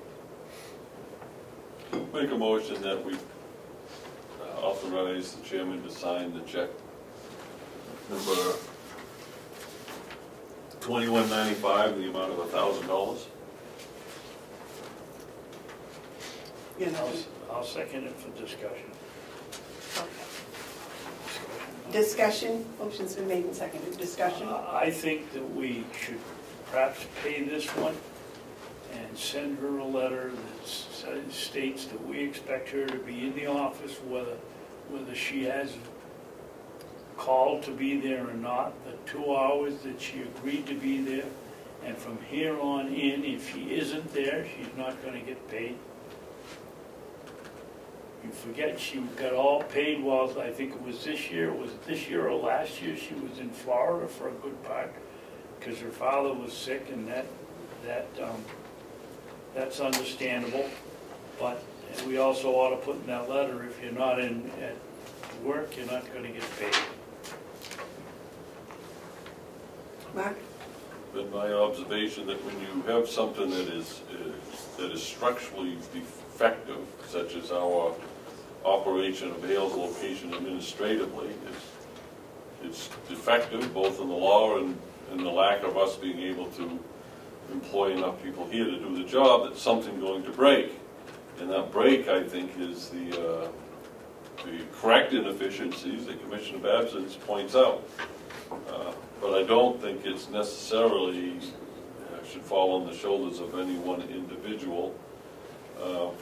Even though it's defective, we do kind of limp through for Hale's location, and the taxes rate, once again, 2 years in a row, have gone down.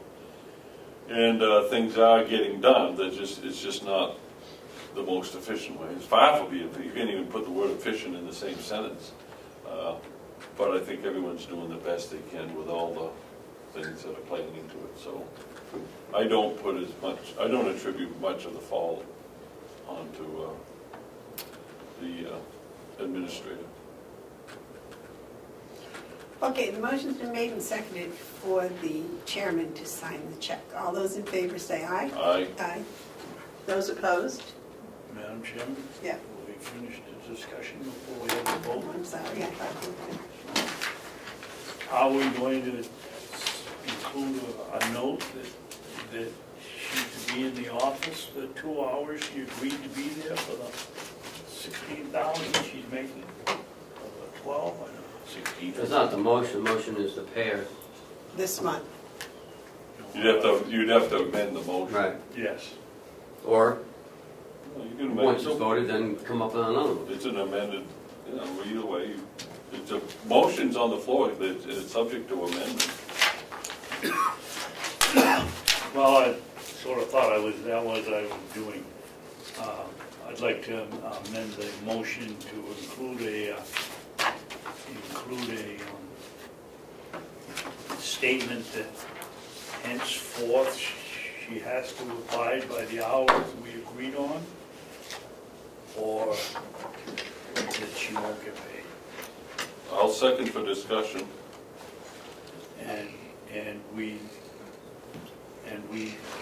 I don't think we should pay if she goes on vacation and can't do it. I don't think she should get paid. It's not a salary, it's a monthly stipend. Okay, the amendment's been made and seconded. Is there any discussion? I certainly understand Commissioner Babson's position, but I don't agree with it in this instance. I think it's an unfortunate message.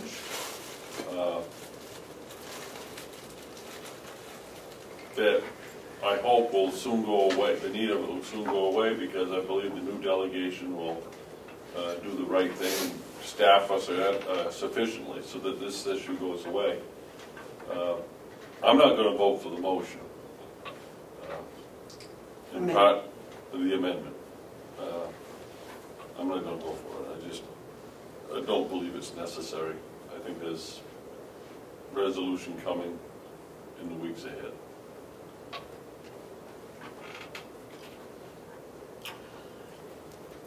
I believe that probably 99% of the work she does for Hale's location is done out of the office. The office is a one-on-one situation where she can deal with anyone that has questions. I really believe putting the emails and being willing to meet at any time somebody wants to meet fulfills the obligation. To make an issue, I mean, maybe you could take 2 hours of pay away from her for not going to the office, but she does an awful lot more. I mean, right now with the taxes and all of that, I just can't see. I think she knows that we're not happy that she didn't go to the office. I think that's probably obvious that she knows that. I would think that her contract, even a month-by-month understanding, has been up. So what she's doing now is actually helping the county, helping Hale's location, because I think she planned on being finished with Hale's location last March or April. Didn't we tell her it was a position month by month through April?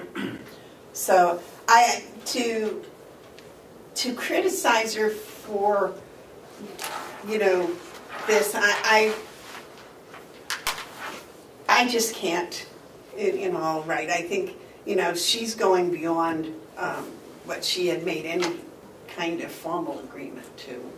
And I understand that Mr. Babson knows that that's part of what it was originally, but I think it's been changed. The whole situation has changed quite drastically since that. So I can't support the amendment either. Mark? The other thing is we didn't revisit it after April. I think in part because the delegation didn't give us the position, there was nothing to revisit. But we still, nonetheless, we said we were going to revisit and we didn't. So it's kind of been a cloudy issue anyways. Commissioner Babson, I'd like to ask you a question, if I might. Yes, sir. Would you be willing to amend your motion that instead of saying that she won't get paid, that we would deduct $200 from her paycheck? I don't want to not recognize the value of the rest of the work that she does. Your motion, your amendment. I would go along with it if we put in something, I don't know whether 200 is the right figure, but prorated. Yeah, if you change your amendment to a prorated amount that is within a responsible figure, I can go along with that, but I think it should be a dollar amount, just to eliminate any further. I think it should be a dollar amount. Well, it's going to be a 2-to-1 vote, so let's move forward. We can go to the main motion after that. Are you going to change your amendment to a dollar amount? No. Okay. All those in favor of the amendment say aye. Aye. Those opposed? No. No. Okay, the main motion, would you read that, please, Cheryl? Mr. Hounsell motion to authorize Commissioner Bevard to sign the check number 2195 for $1,000 to Kathleen Goldman, seconded by Commissioner Babson. Okay, all those of the motion is read, say aye. Aye. Aye.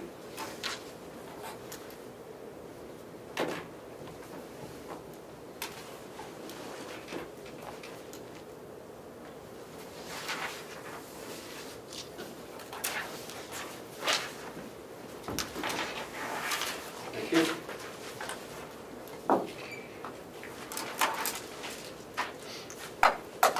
Okay,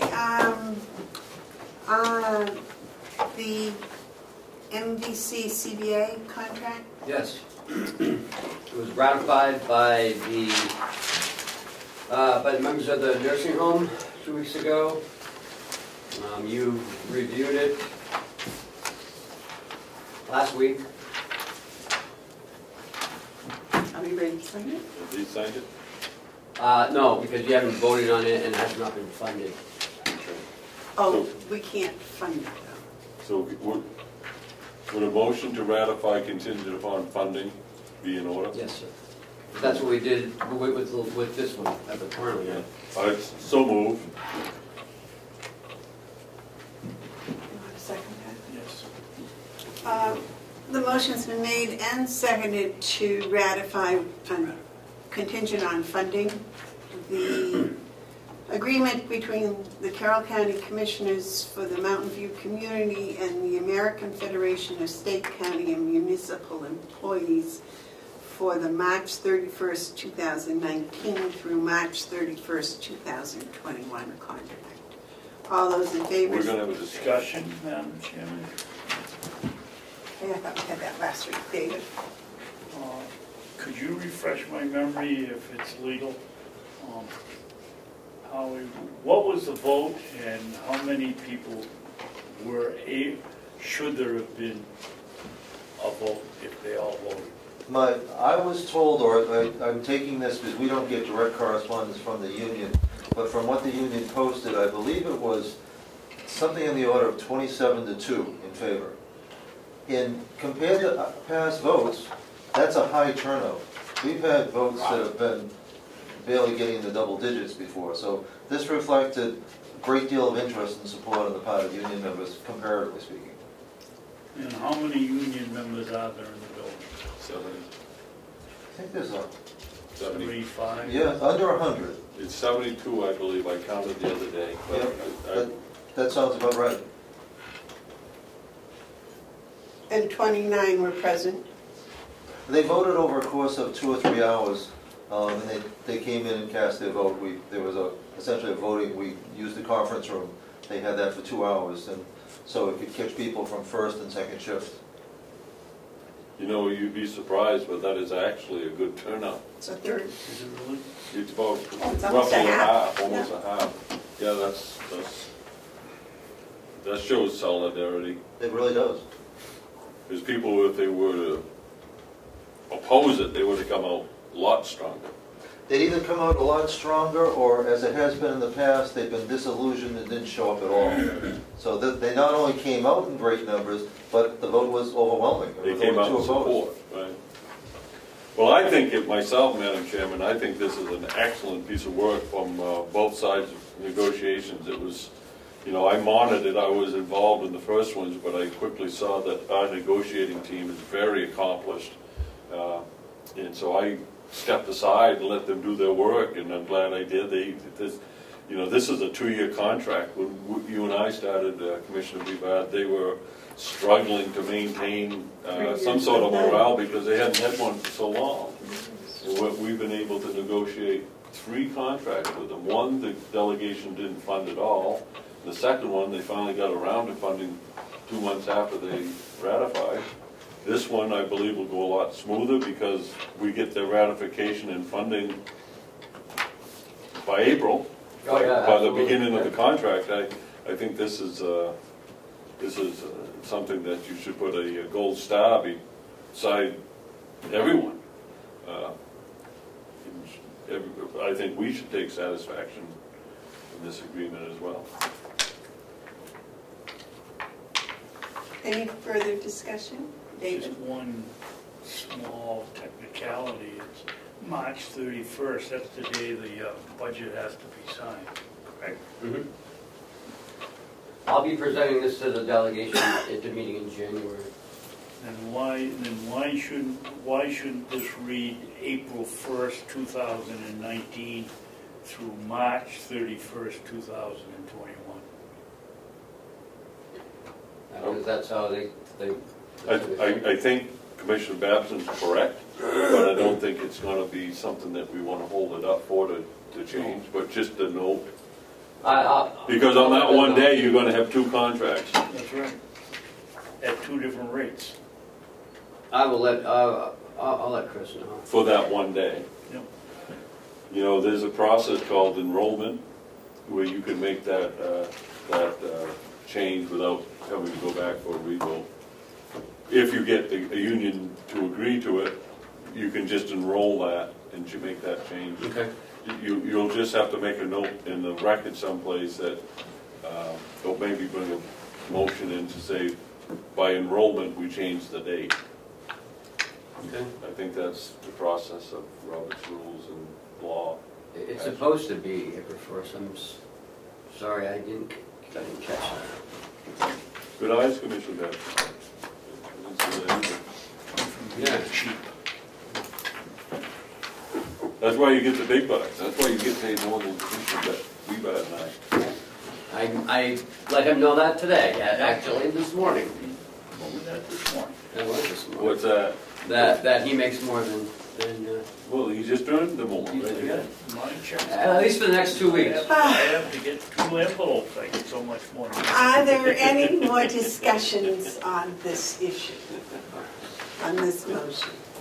All those in favor of the motion as stated, say aye. Aye. And the motion is to what, Ratify Ratify. funding. Subject to funding. Yes, Okay. it's unanimous, right? Yes. Now, while we're on that issue, I want to, this is actually Commissioner update. I didn't, well, it's thinking about it, and I don't forget it. I was over having lunch at the nursing home the other day, and I had the opportunity to just sit and talk with an MNA, and asking how she felt about, you know, getting more education and maybe becoming an LPN, and she gave me some very pertinent information, I thought. And then I spoke with Mr. Chandler yesterday. And the crux of the matter seems to be that for any continuing education, they have to travel an hour to a college facility to take the courses, and an hour back, and then the course. And working 40 hours and sometimes overtime is just, it's not feasible. And so Mr. Chandler and I were talking about the possibility of having an LPN course here on the property. And he has already investigated doing it in different levels, and apparently the governor has also been involved. However, you want to come in and kind of share what you told me so that we can, I know this is commissioner update stuff, but I thought it was really important because we just got done with the contract. And go ahead, Howie, just share what you had told me. We're approaching it at least 3 different levels. A few months back, met with representatives who actually came here from Vermont Technical College, and they're interested in having a on-site location. They will be launching their first program at COAS, I believe, starting in September 2019, and I believe they also have a similar program that they'll be launching at Glencliff at about the same time. Now, after that, and at the same time of the New Hampshire Association of County meeting, Governor Sununu, presented a very clear case that he was upset, and as the nursing home affiliates have been trying to bring to everybody's attention the fact that the community college system, which used to have as their focal point LPN training, backed away from that to take on only RN training, much to our chagrin. That upset, apparently it finally got to Governor Sununu's ear, and he pledged at the New Hampshire Association Conference, so I'm told, his full commitment to see that that's changed. Now, what we discovered and what we would be doing, and we've done this in the past, is even if it were with the community college system, we could still be in on-site training. Because you're exactly right. Going to Berlin or going to Laconia or Belmont is enough to discourage some people from taking courses. What we found out from Vermont Technical is that nursing allows a kind of training that I had never heard before, because you have to have so many contact hours with your instructor. It's considered a contact hour if you have a live video conference. Not on tape online learning, but if you have a teacher in Vermont seeing and talking to 6-8 students here in Ossipee, that's considered live time, and that could be up to 80% of the training, which would reduce an awful lot of the community time for them coming here. And it makes it more cost effective for them. So I'm hoping that one way or the other, that we're going to be able to have LPN training here in some form or fashion. But the sad news is it's not going to be 2019. It looks as though the earliest opportunity would probably be 2020, unless some magic happens with the community college system. You had a question? Well, I think it's an excellent idea and a needed one. It's a professional development, it's education, it enhances people's income, it provides better services, it's a win-win-win-win. Everyone wins with with an idea such as this. What I would say is, this is the magic season, and we should be very active pursuing it for 2019, whatever way. I myself would prefer doing businesses with New Hampshire colleges, but if they're not doing it, we have to go to Vermont. We shouldn't be opposed to that as well. I think it's an opportunity for us right now if the commissioners were to take a position on it, to promote this, to enhance this, and to get it started, because the statewide shortage of nurses is not going away just because we're not always talking about it. And this is an excellent way to address it. And the nursing home facilities are the ones that utilize the LPNs. And if we already have people here that like the nursing home setting, and we can encourage them to increase their education and become an LPN, we win, many, many times. It's a career ladder. Yeah. The third leg of this ends up being the DuPont Group, who is working as an initiative, statewide initiative for workforce development. And they're trying to bring significant money to the table for this type of education and training. Yeah. Whether that's real or not, that's to be proved. Madam Chair? Yes. Where's the Board of Nursing on this? Board of Nursing doesn't like it. Well,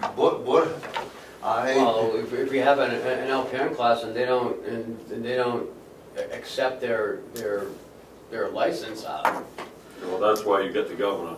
they got to be on board. The Board of Nursing effectively tied the hands of the community college system by changing the requirements so that, but the way they structured it, you might as well get your RN if you have to go through 7/8 of the program. So the Board of Nursing has been resistant. Another initiative that's coming up, it'll probably be coming up, in fact the LSR has been filed, is to take, well, of course we call them licensed nursing assistants, LNAs, out of the Board of Nursing to be certified nursing assistants with same requirements, but not under the Board of Nursing. Board of Nursing... Who would they end up? Right now, LNAs are under the Board of Nursing. Yeah, well, who would they be under? They would be under Health and Human Services. And they'd have the same criteria? Same criteria, but it would be a little bit more flexible. When it comes to LPNs, nursing has kind of turned their back on LPNs. Some would say the Board of Nursing is catering to the hospitals. Well, that's the 80% of where nurses are. Long-term care, us, would benefit more by LPNs who don't even have a role in hospitals anymore. If you're a diploma RN, you can't be in a hospital. You have to be a degreed RN, not just an RN, to be in most hospitals these days. So it's not that the Board of Nursing is bad, it's just that we are very low priority.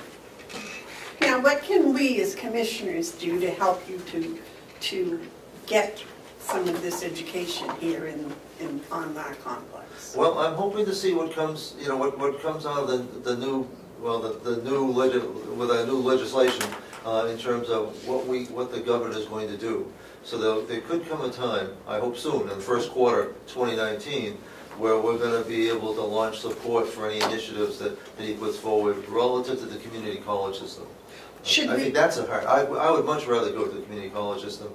Vermont Tech also is, I shouldn't say outrageously, it's very expensive to the student. We can do twice as many students through the state system as we can through the Vermont system. Should we appeal to our delegation, to all members of the House of Representatives? We should, as soon as we have something specific to ask them. As soon as there's either legislation or an executive initiative from the governor's office. Well, I was wondering, a lot of them are new, and they're going to be here next week. Is their meeting, Ken? Next Monday. That maybe to apprise them of the situation and let them know, because we do have several that are involved with DHHS subcommittees and whatnot. It'd be very important to us. I don't know, how do you gentlemen feel about that? I wouldn't put too much on them on the first meeting, but I certainly would at some point start engaging them in this discussion. I mean, this is one of those things that is going to go ever so slowly, and then all of a sudden it's going to go quick. So it should be eventual, but I don't think it should be 2020. I think it should be moved right along. I'm hopeful for 2020. I don't think short-term next year is realistic. I don't think the state can move that quickly. No, but the thing is they can do the approvals necessary so for 2020. You gotta get something done in 19. Correct. And that is raising the level of awareness. Correct. Would that help, would it help the governor to remember that we're concerned if the Board of Commissioners wrote a letter to him? They can do absolutely no harm, I think that's a good idea. and will certainly be appreciated. Anything that keeps it in front of them. What do you think, David? Well, I think we've got several options. A letter, I know Representative Ticehurst is on the Health and Human Services Committee. Representative Marsh and Canuck both are. Really? is We got on three it, on there. and- Yeah. And Mars is on it, so we've got 3 out of potentially 20 or 21 members That's on good, that yeah, committee, yeah. and they should be able to throw their weight around and get somebody to listen. But I think a good start is a letter. Yeah, you know, Madam Chairman, Yes. would it behoove us to have Howie and Ken draft a letter for our next meeting? Over our signatures, sent to the governor with CC to our The delegation. And have that for next week, and then get that ball rolling a little bit. I think that's something we could do. I would defer to your advice, but this might be a time to bring in the new executive counselor too. Yes. Yes, We could CC him also. and Jeff Bradley. That's Yes. true too. David, did you have something else? No? Okay. So can we do that? Can you bring in a draft of what you'd like to say? Don't make it real long, not a lot of detail, just addressing the need and, and a solution. And setting up an educational facility here.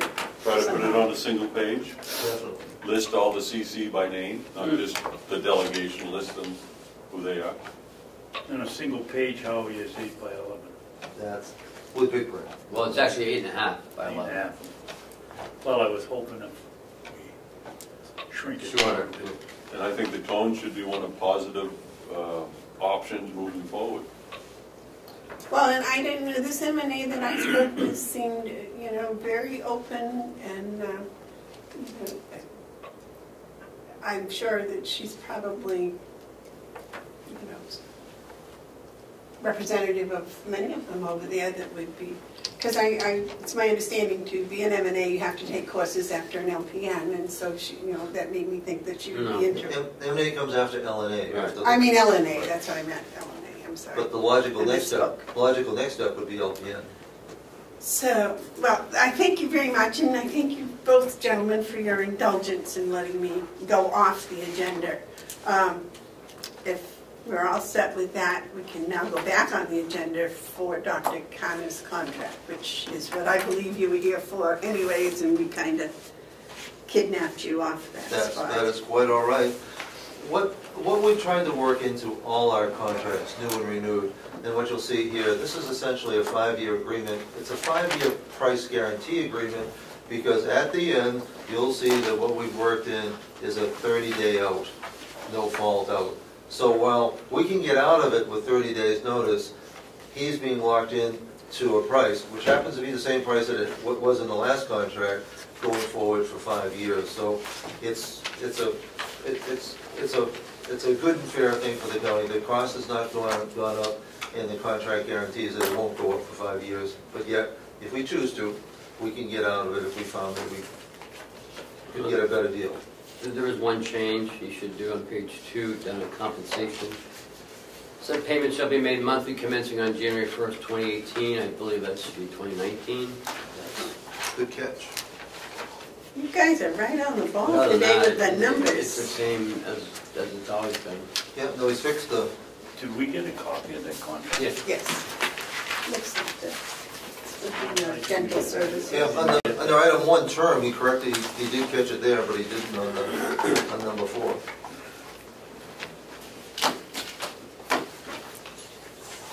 You can have mine. I just need mine. I'm gonna get mine. The other change that's hardly noticeable is there's a change in name. He's gone from a broad-based practice to a PLLC. Doesn't change things on our end. It's changing now. He's had some partners change or leave. And he restructured his legal entity accordingly, but it will be the same attending dentist. Now, are all people in the nursing home receive the same? It's available. This is actually available to all Medicaid.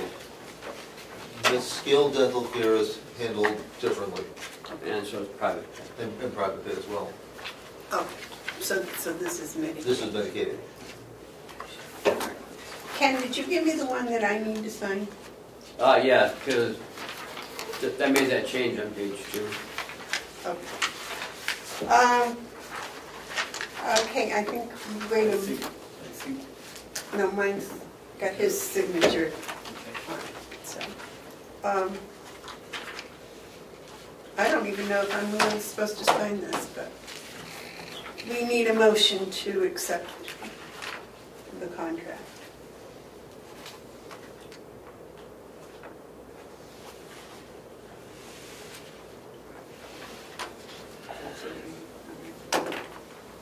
David, do you want to make a motion?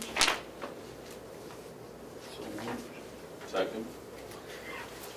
Motion's been made and seconded to accept the nursing home service agreement with Northeast Mobile Dental Services, PLLC. Is there any discussion? All those in favor say aye. Aye. Aye. Do I sign this or do you? You do.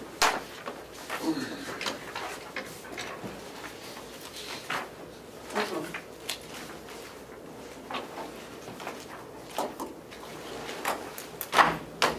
Ken, do you want us to present the DNA contract at this time too? Yes. But it'll be up to them to decide if they want to move forward with it today or wait till next week. This is something I just got today.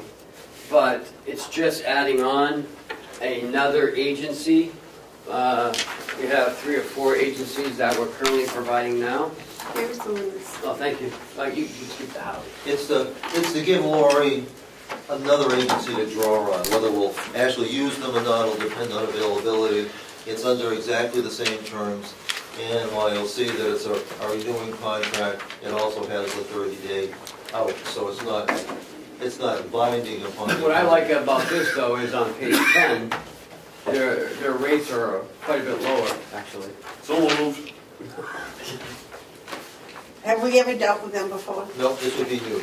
Although they come, as Lori reports, to be highly recommended. She has checked other facilities that have. Potential for saving money is right in front of us. Yeah. Yes, sir. Is this a visiting type nurse, or is this this company hires their own nurses in our area and sends them in? They have both, actually. Travelers, aren't they? No. Travels in daily and per diem, an agency. Where does it say Ken. that they're, Page 10. that they're travelers? Page 10. Exhibit A at the top. You'll see you got per diem rates, and then you got the contract assignment rates. Yeah, but contract assignment rates, does that indicate that they're, If you look down below it, sir, contract assignments are 13 weeks in duration. okay, yep. Never less than 4. Right. On a contract.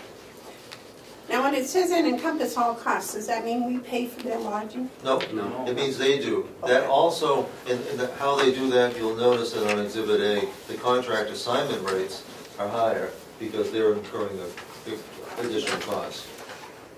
But these overall rates are less expensive than what we're oftentimes paying now. Mm. Yes, I noticed. So does this require a motion? I just made it. Okay. Did you get a second? I wasn't listening. I don't know. Did you second it, David? I don't think we had a motion. Yeah. Oh, Cheryl, would you read the motion, please?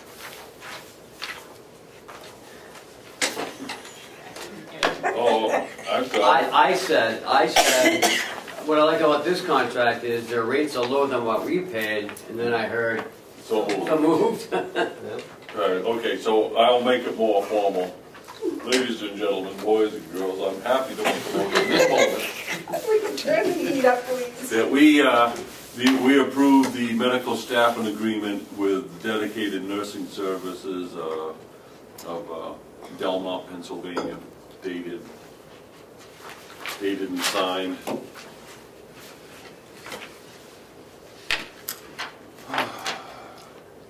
I looking at the right page here? No, it's not. 11/29/2018. That's on page 8.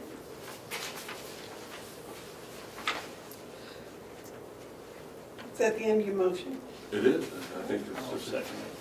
Okay, motion's been made and seconded. Are there any further discussions? All those in favor, say aye. Aye. Those opposed? Okay, unanimous. And Madam Chair, there are two places to sign, one on page 8 and one on page 9. Okay, well, I have to get the official one. Have you got I have that here. Two yellow stickies that Oh, are God the bless. pages where signatures are required. You want to use that? You got it. Oh, right. Out of, I like this one. You have it if you want. Well, thank you very much. Don't say I never gave you nothing. Oh, you've given me a lot.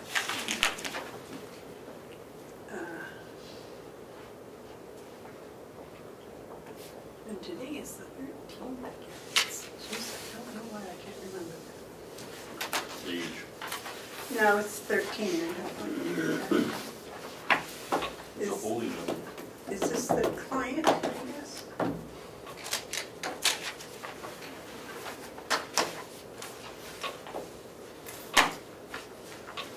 Transfer request, are we done?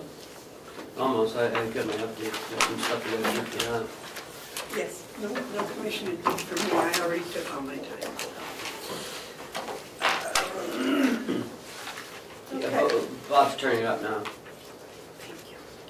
Oh, All of a these sudden it just got cold. These have the names of the new. Yes. Ooh.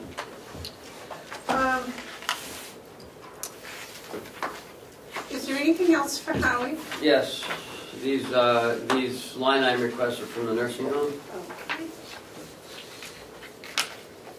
Okay. Number 30.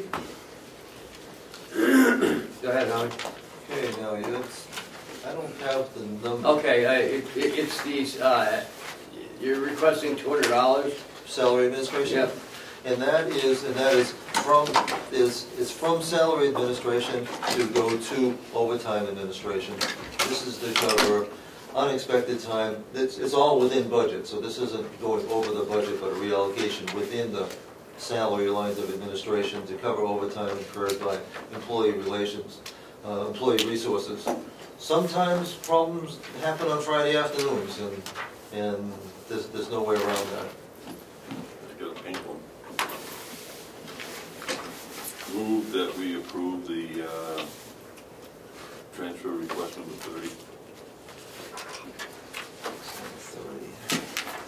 What's the first one, David? 30. Yeah. I have 35 as my. No, you that's, got that. there's another set of them. There's a few. Wills. There's a few. Give those back, David. Those have all been junked. A little confusing. Just grab them and give them back. There was another, Those are junk. there was another. Well, there is, I ain't going. All those pages like that? No, I don't have any. Why is it you're the only one who never gets anything? Well, you're discriminating against him. You're not giving him all the information.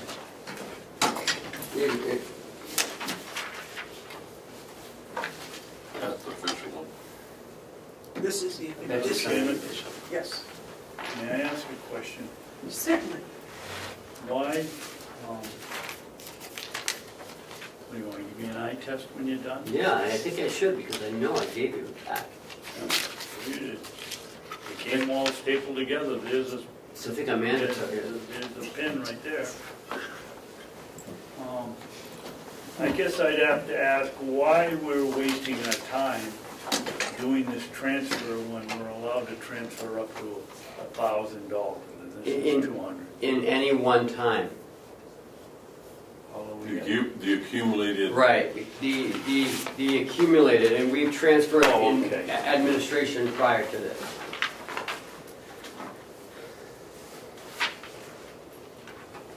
And any transfer, you still have to sign it.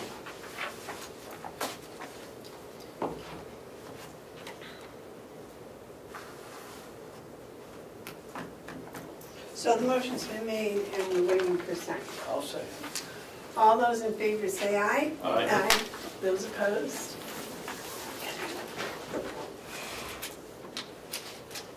Well, that's a pencil. It's a pencil. Go back to one pen. You got another pen. I don't think so. I use pencils. I do, Ken. Here you go. You gotta put it. Okay, you can sign that one. Thanks, Bill. please. Sorry, Mike. Oh, you had it too. Get me in the right bad place, my hands. Okay, here you go.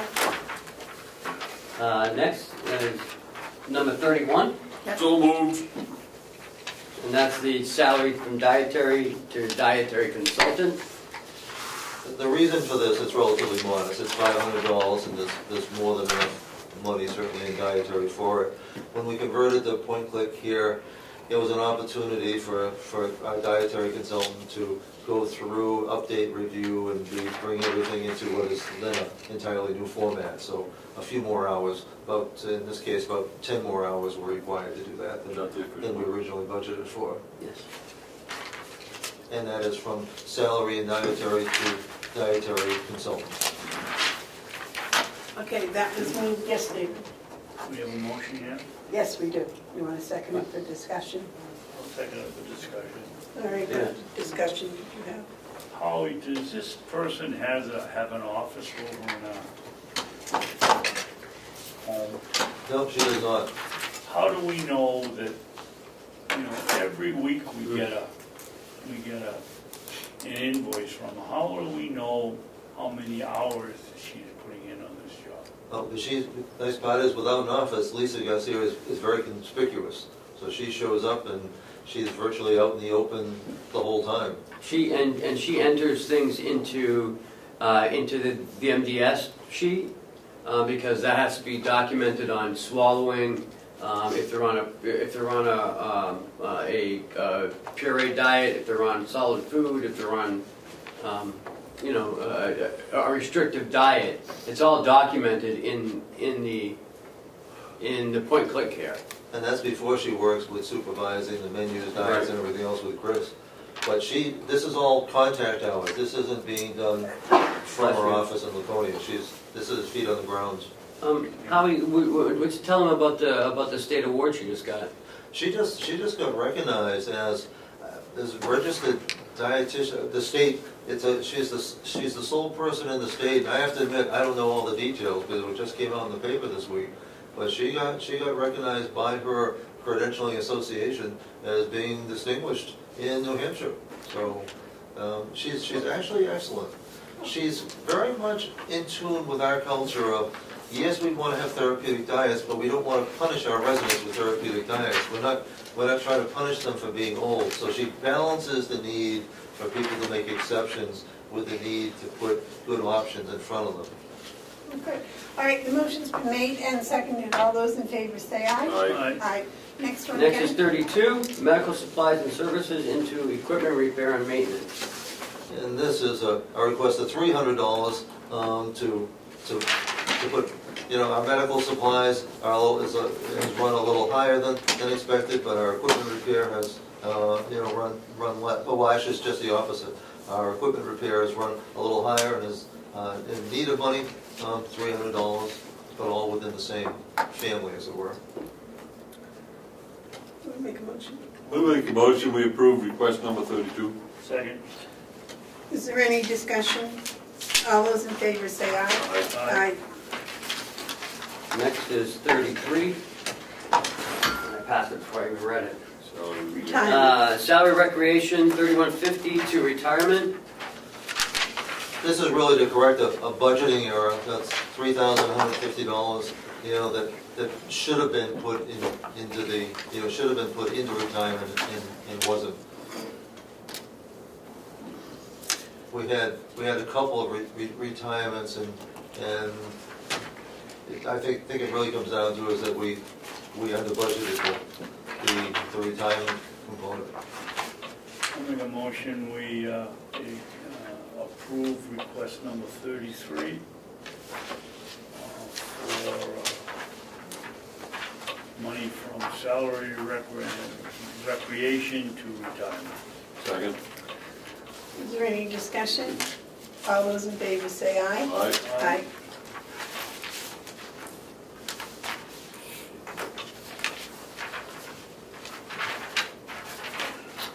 Next one, Ken. Maybe labs and radiology. Capitalized season on your forms. Yeah, I know. The last one would be number 34, and it's a request to transfer $3,000 from lab skilled to radiology skilled.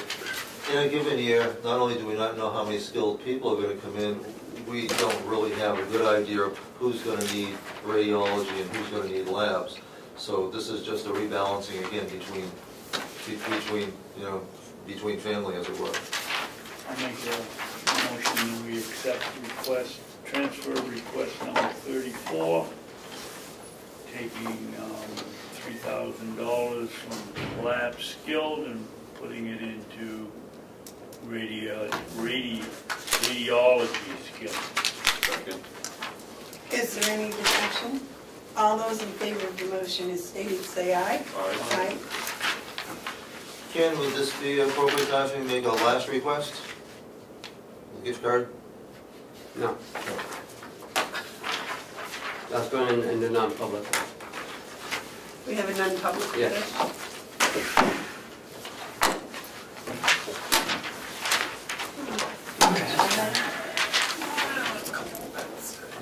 It's starting to warm up in here. You can just stay right here. Okay. I received an email. Well, a couple of things are playing into this. Is I this for the received- yellow folder? I need it. We already did it. Oh, we did the yellow Yeah. folder. That Okay. was Hale. So this is your administrative report. Yeah, I received a phone call from Henry Littman, and I called him back on Monday. I received an email from Commissioner Myers on like pro-share payment. The request of the commissioners from the state is they wanted a guarantee, a written guarantee that our funds, our matching pro-share funds would be matched. I have gotten a tentative yes to that written documentation that they will provide that to the Carroll County Commissioners on the 27th when they come to the delegation meeting and the Commissioners combined discussion on pro-share.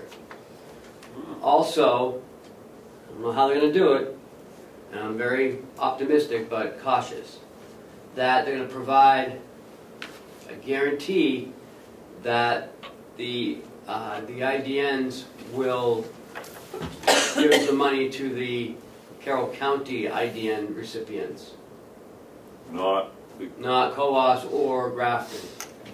those. Just a minute. Could you explain what you said tentative? Well, because he's not here yet, so I don't. But they verbally Yeah, they gave verbally told you me that.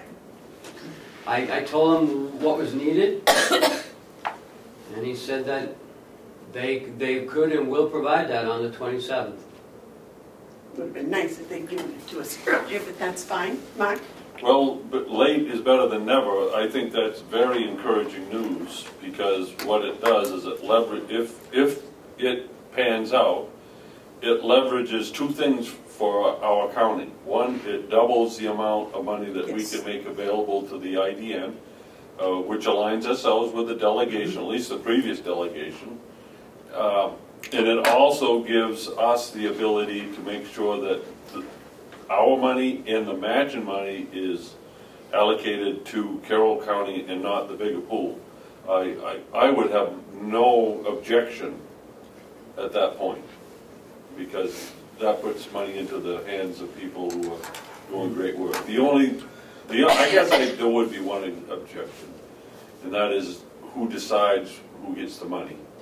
I have a problem with the process, but that's the process, and we are a single state, so as long as they come through with those stipulations, I think it should be supported. Now, the numbers on this are different. In the updated sheet that I just handed out is 30%.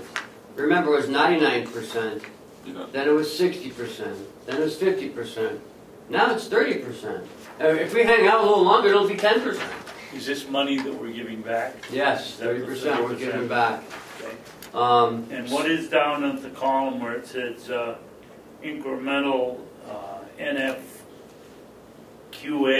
and then it says J21? In red at the bottom. Red at the bottom? I have no idea. The incremental NFQA tax, J21 at 0.0555 cents. Let me see if he's... Comes out to 1.3 million. It's a tax. It's a tax. All you got to look at is incremental tax. There are still issues hanging out there. Coos County has voted, the delegation voted not to give money back. I heard Rockingham did too. Yes, but since then, Commissioner Myers is going up to Coos County, I believe tomorrow, to meet with that delegation again. They're coming here on the 27th to meet with us again. There's another thing that we need to be aware of, and this is probably something that isn't out there too much, but I heard talk of it yesterday, that the federal government has said that if this doesn't go through, that the IDN program in its entirety would no longer be supported with federal funds. So that's a little bit of strong arming, but that is something that, that's a political reality that you have to factor in, if true. Now, Commissioner McGlaris has a plan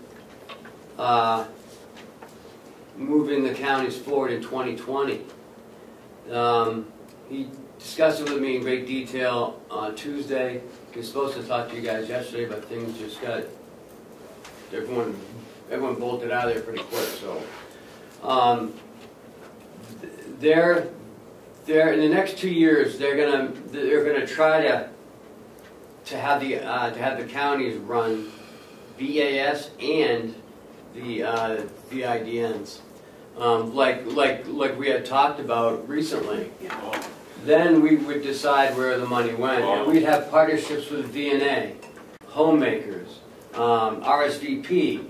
We would be able to have a couple of people that go out into the community, meet with people, decide, what they need to stay in their homes longer. Sure. Thus saving the county's money. This fits right into assisted living. Exactly. Right now, the Well, state just that's- sends us the bill. Yeah, because that's what the bill is for, is for the services that people get to stay in their homes. And I've been saying all along, years and years ago, the county used to administer those funds. And this bit of sending our money off and then getting dribbles and drabs back with no explanation, and then being charged for supposedly a third of it or whatever, that just too much of it disappears and sticks to fingers along the way, so to speak. And I think if the county did it, it would be much better for our residents, because we're a small county. Yes. We're a big county, but we're a small population. So I greatly favor that. And in talking to some counties the other day, some like Belknap are still sending back 50%. I don't know why they do that, but Look at those top three. I'm interested. How did Hillsborough get an extra $8 million this year over last year? $8 million. Or Belknap, which is our size, got an extra. well, I know why $2.6 Belknap million. didn't, because they weren't billing everything that they could, like we do. That's why we get the least amount, is because we bill everything we can. We do. And, you know, because again, it's the difference between Medicaid and Medicare. So, I mean, if you're not billing properly, there's a lot of money left on the table. Well, the first three weren't even going to get any Yeah. originally. Originally, because they did something, they had a different system than we do. So. Yeah, but imagine being able to keep $4.1 million in your. My God, that's like Huge. that's Well, like yeah, a but fifth it's of our our, budget. it's a relative. I mean, they also got 120 delegation members. You know, they got Manchester and Nashua, you know. We aren't burdened with that.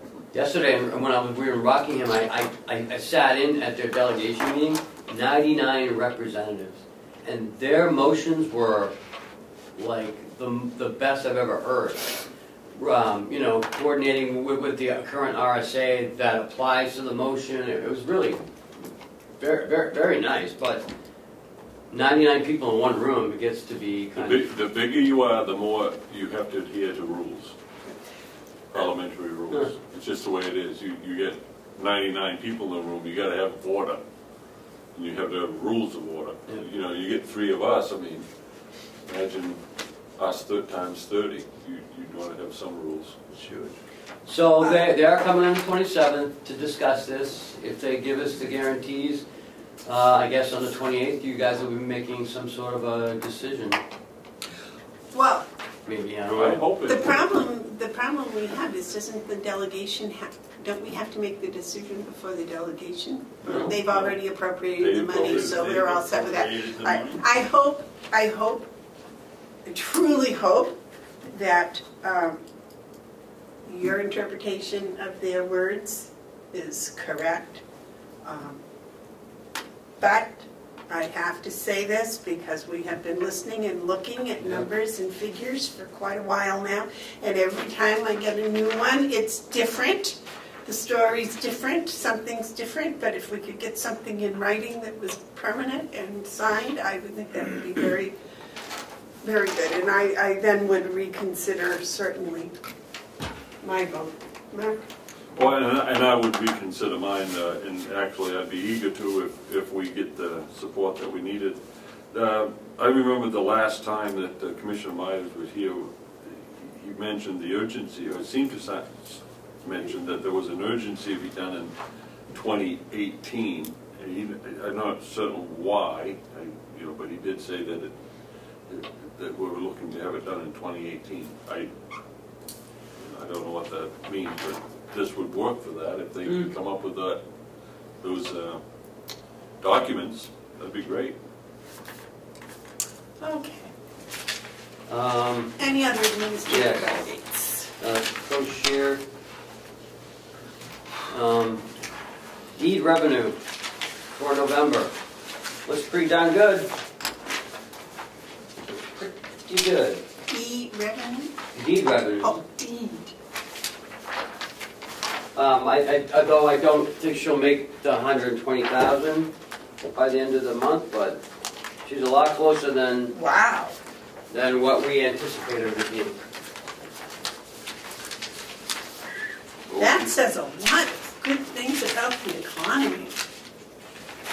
Well, the fact that they raised interest rates, I think people are just going out and buying real quick. Although I noticed yesterday an awful lot of construction. The further south we got, the further we got closer to Rockingham, the more construction. Yeah. Wow. So 90 on top for December. If that was another 90, say optimistically, that would put us at 946, 898, Yeah, but her numbers are 969. yeah She's going to be closer. 969.5. Yeah, she's gonna be a lot closer than what we first thought. But I mean, she had a big boost in October and a good one in November. If she gets one more good one, This typically happens in December. There's 68. Yeah, that's what it looks like, huh? 68, 90, last year was 82, so you could say another 10 on that. She might make 90. She might Between 80 and 90 in December, probably. So initially, it looked like she was gonna be $60,000, $70,000 away from her number, Yeah, but she's, within 30. yeah, she's actually closing in. Joe has his hand up. The treasurer. Yes, sir. Joe? Madam Chair, just wanted to add the fact, I think you probably have already said it, Commissioner Hounsell, but December, excuse me, December historically is usually a bigger month for the Registry of Deeds. Based on my past work down there over the years, that December is a big month, so she should do fairly well. Oh, that's great. Yep. So, you know, that's better for us because we can use the money for the parking lot into the generator. And Yeah. as opposed to having to use 60,000 of that to offset her. Next is interlocal trust. I got the not to exceed rate is 5.93 for our health insurance. Not to exceed 5.93. Better than the school district. Yeah. I mean, we've been doing really well over the past 3 years with interlocal trust. We had 2.5, 4, and now 5.93. Not to exceed. We may come in at 4 again. What did we budget? 13 to start off. Then at our last meeting, we reduced it to 10. Now in subcommittees, we can reduce it another, like another 4%. To whatever it should be. Right. When will you know the actual? March. It's usually the second week before we close. But even the if we budget. budgeted from 10% to 5.93%, Yeah, so it won't that's go over a that. big, Oh, yeah. that's a big, I mean, we pay $3 million in health insurance, I think, around there, so what's 5%, $3 million? A couple $100,000 anyway. I'll take that for my bonus, thank you. Thank God. Nobody thought that was pretty. Twice, they're not asking for you to give money back. Could we take a quick recess so I can find Will and make sure that we can get those transfers done? Because I'm all done. That's it. Bob, we need Bob, he was coming back with, Oh, he said he talked to the guy. Oh, he's on his way back right now. You need a Should be here break? any You second. need a recess? I think we should recess for a couple minutes. Joe, do you have something? I just wanted to mention, before you recess, that I have called and talked with our bank representative, referenced the potential TAN and potential rate. Talked to her a couple days ago, I haven't heard back yet. She said she'd send me an email to give me a rate that we weren't going to be locked into.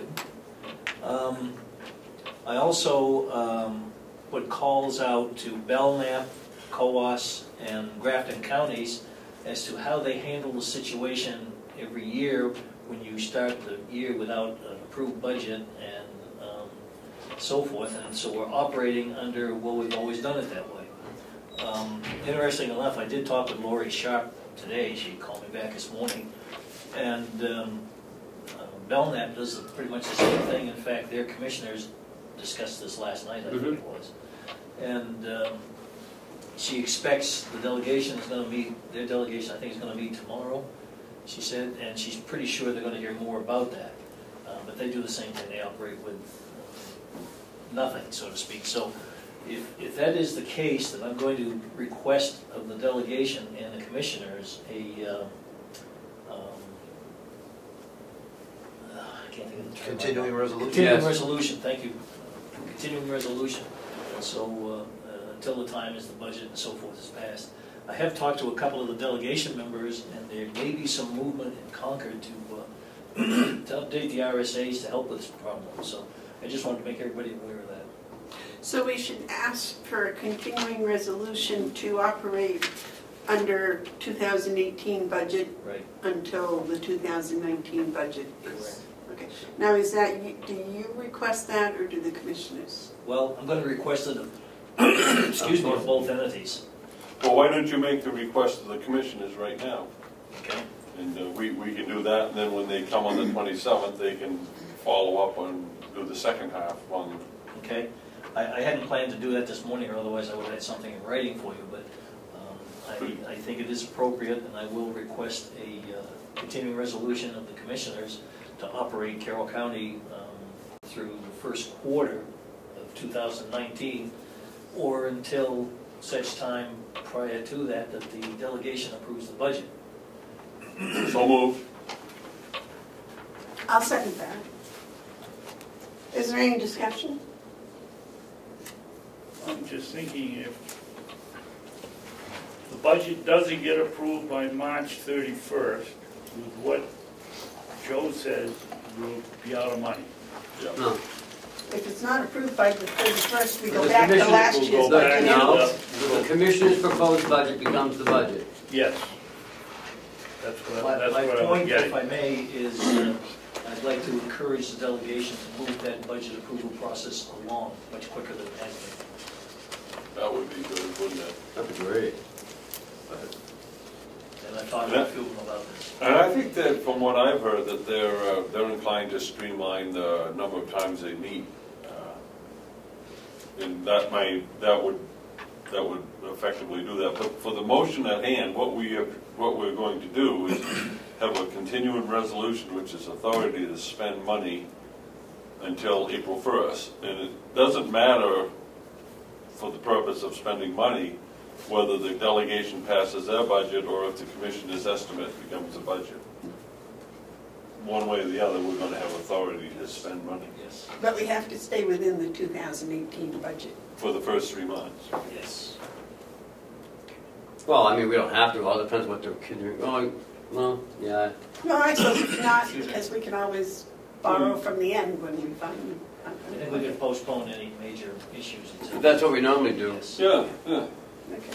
The motion's been made and seconded to have a continuing resolution to operate the Carroll County from January 1st, 2019 until April 1st, 2019. Or when the budget is passed, within the 2018 budget. Yeah, you got it. You got it. Is there any more discussion? All those in favor say aye. Aye. Aye. Also, in the notice, that's for the 27th, there's a language in there for you to request a tan. Tan, yes. So, and the bond council will accept it. I had a question, I don't know if it's of Kathy or of Joe, but or you, have we started to get receipt of the the towns? I've received Eaton's, Brookfield's, and what's the one? Chatham. Yeah, they're not required, I believe, until, is it the 17th? Yes. Yeah. Oh, I thought it was the 7th. No, 17th. 17th, okay. I need a signature on that This? in a local trust, not to exceed rate. Yep. Looks like me. So I need a motion. A motion to, you want me to make a motion? Sure. Authorize the chairman to sign on behalf of the commissioners, New Hampshire Interlocal Trust, NTE rates. NTE rate for 2019. You want to second that, David? Second? Motion's made and seconded to sign the interlocking trust. Is there any discussion? All those in favor say aye. Aye.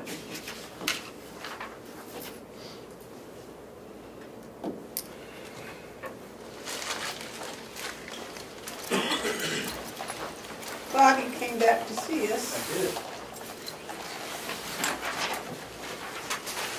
did.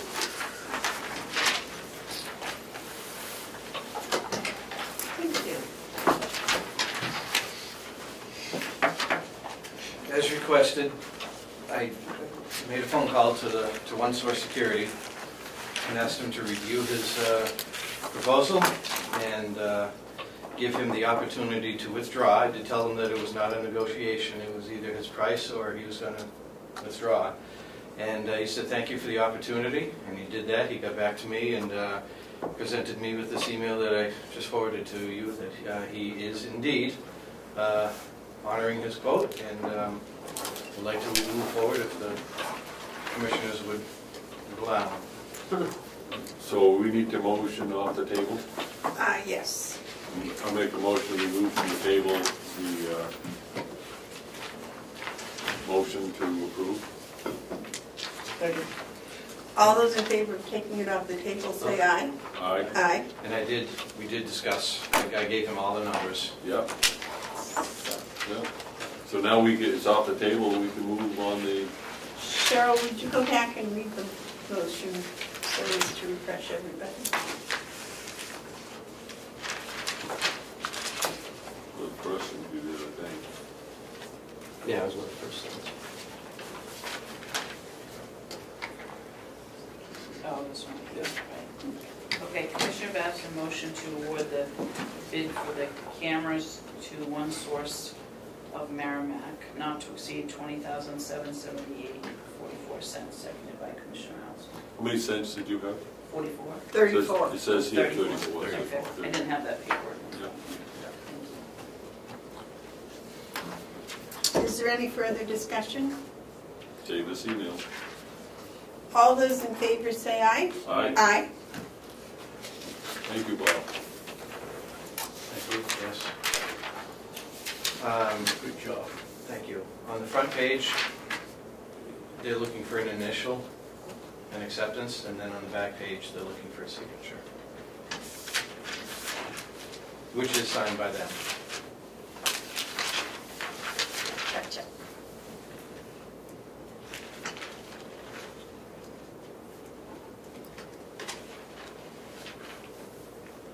So it's a done deal. Yes, sir.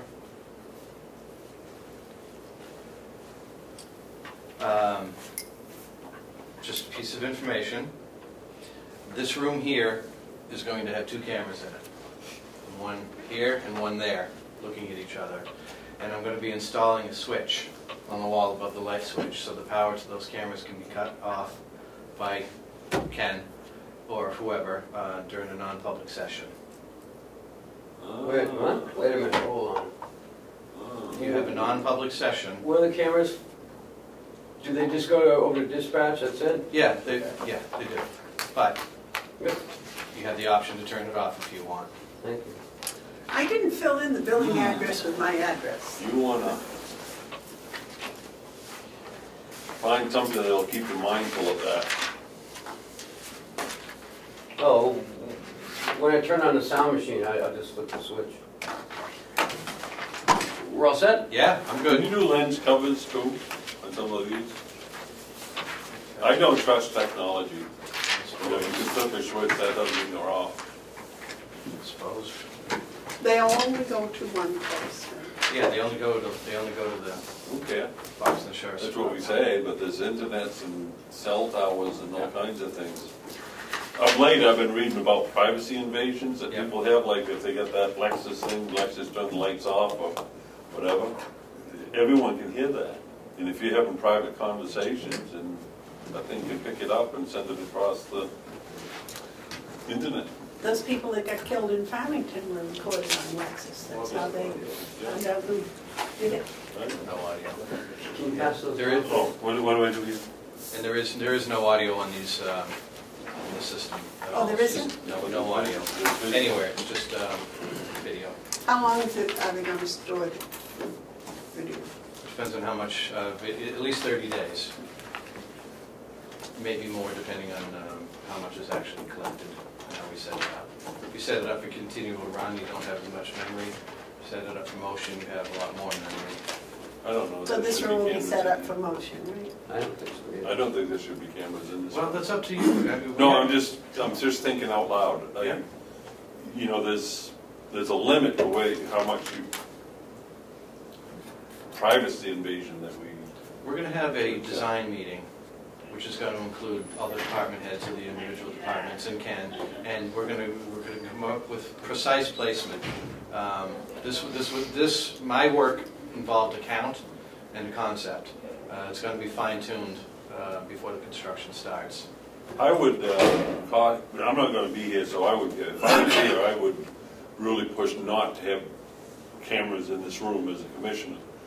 I would caution the next Board of Commissioners to really take time and with the delegation to talk about whether you want to have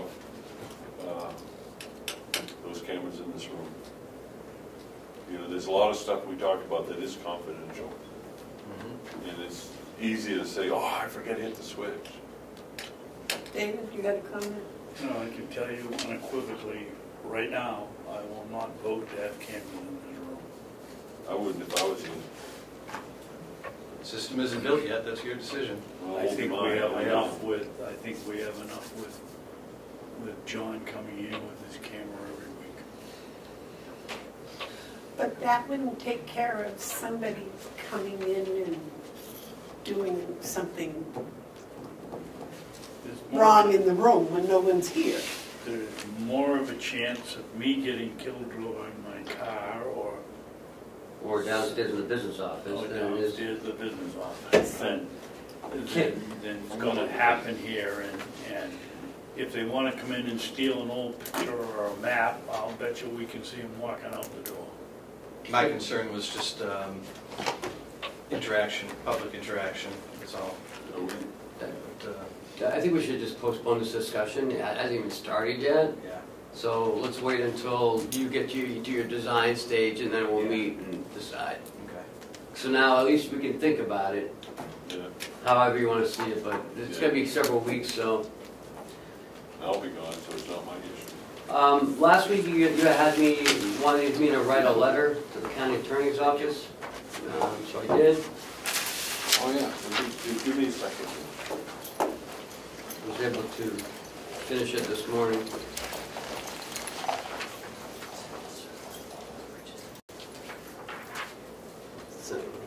Okay.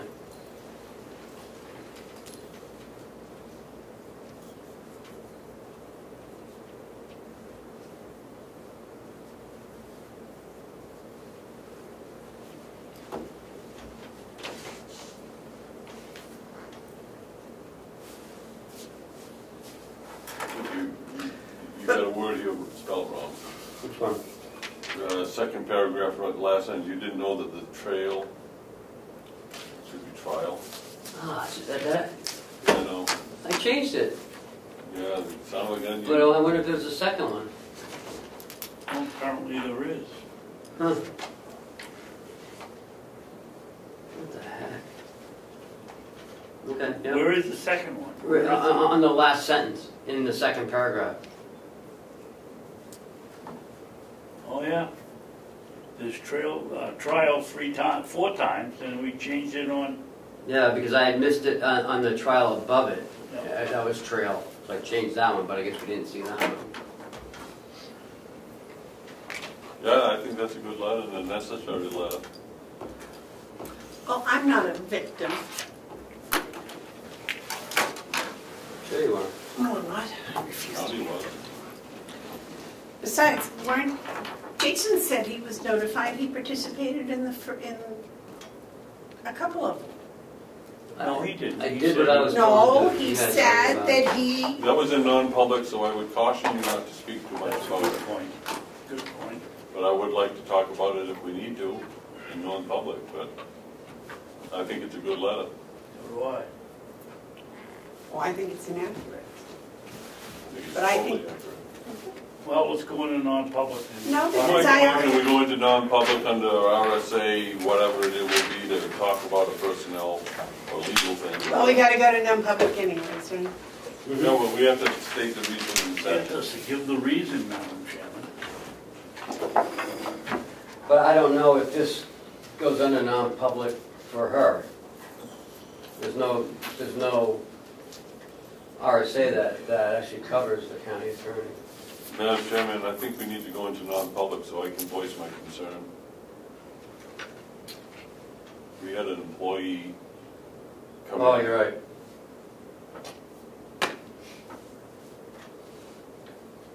We can't do it at the same time we go into the other We need non-public? to state the reason under what session, we're going in under one session, but we Which can't. one are we It'd be gonna C. go under?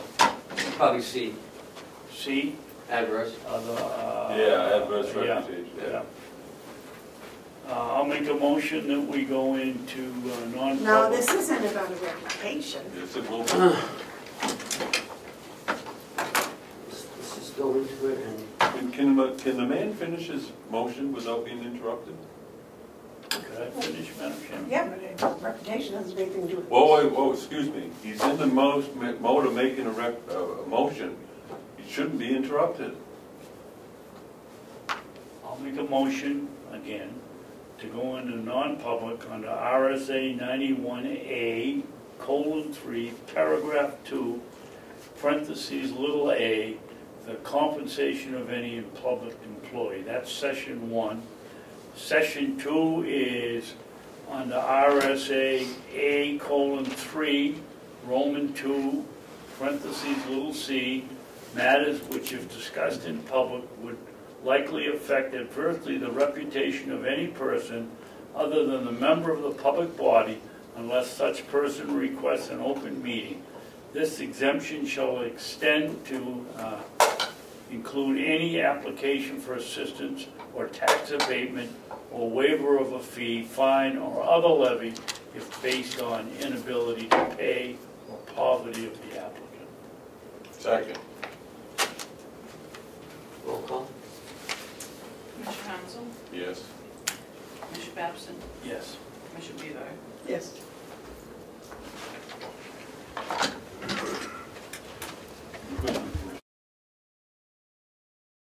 After Ben donate replace. No.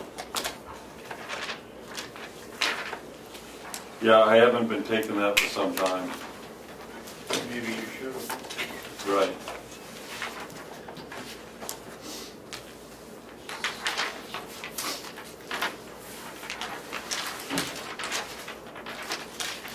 Okay. South of America considering bankruptcy. Yep. Better get down here and get some blueberries. Huh? You better get down here and get some blueberries. Yeah, I forgot about that. Yeah, right, well.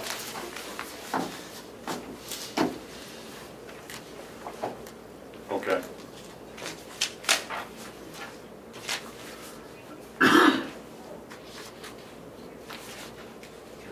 Yep.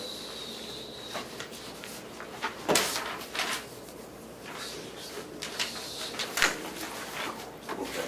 Got it. Why are you Yes. considering memberships? It's been accepted. I didn't read it, I just read the line. Yeah, pull it way down with your face. Yep. We're a couple of members at the Antarctic Science Center. Okay, I will. Thank you. Thank you. Any other architects? Yeah. No, I'm sorry. Procedure. Okay, we are out of non-public. You want to do the letter first, get that out of the way? Sure. Yes, sir. Yes, ma'am. Madam Chairman, I make a motion that the commissioners sign the letter. They can't, Cheryl has it. What's the matter? Didn't see on the minutes. Oh, make a motion to seal the minutes of the non-public session 1 and 2. Second? Okay, could we have a roll call on the motion to seal the minutes from non-public 1 and 2, please? Okay. Commissioner Hounsell, Yes? Commissioner Babson, Yes. Commissioner Bevard. Yes.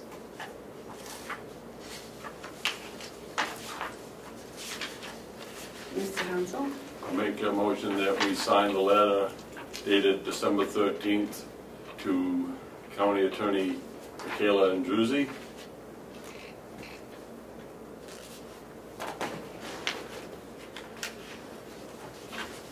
Well, just for public information, you're gonna read it? I was going to make a motion to sign it. Under discussion.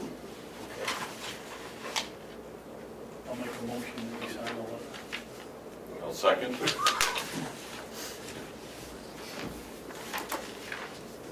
The motion's been made and seconded to sign the letter to the county attorney.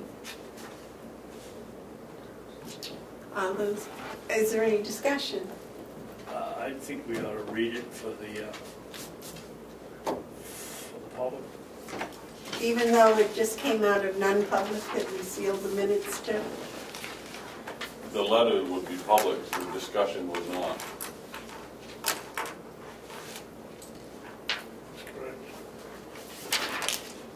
You read it, I'm tired of talking. Carroll County Commissioners, Ossipee, New Hampshire, Carroll County Attorney, Keeler Andrewsy. Dear County Attorney Andrewsy, it has come to our attention that a former employee of the Carroll County Correctional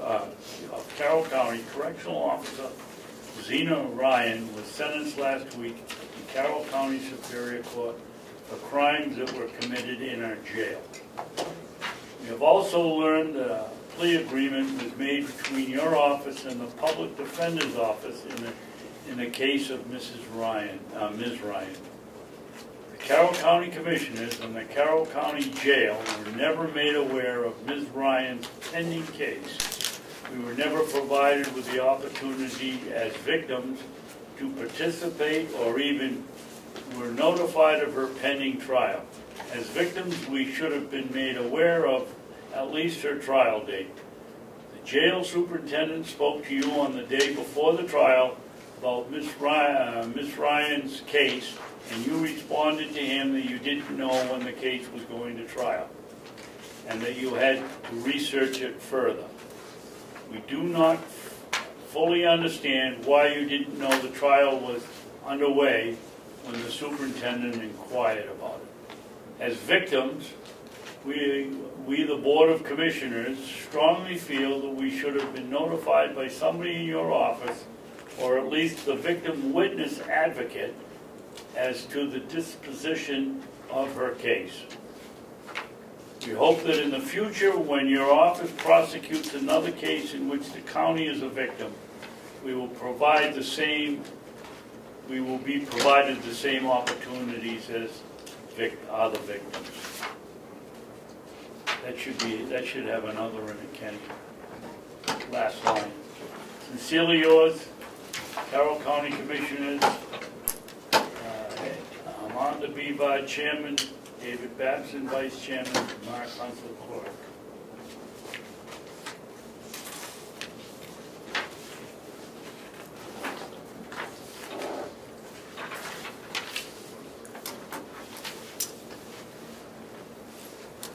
You didn't want to sign that, Madam Chairman? No, I am not a victim. Okay.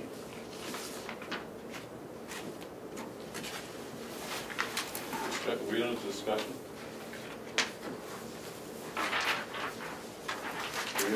There you go, sir. You have a comment, sir? I am not a victim personally, but the county most assuredly was a victim.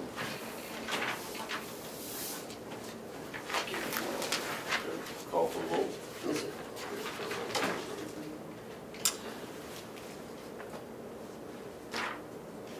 All those in favor of signing the letter, say aye. Aye. Aye. Those opposed, no.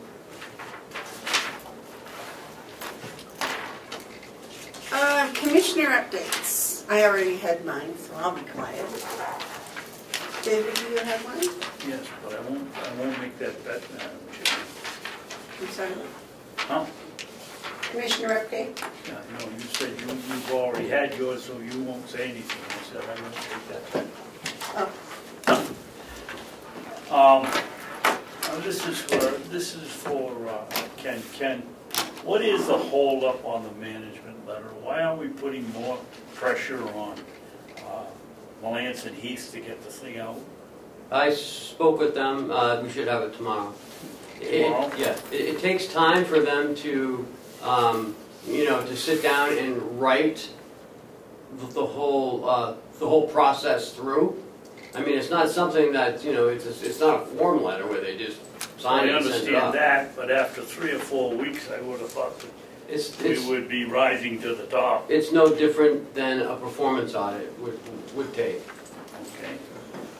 The other question is, do we have at this point the approved budget for 2018 posted on the webpage yet? Of course, sir. It wasn't a couple of weeks ago. But it is now. It is now, okay.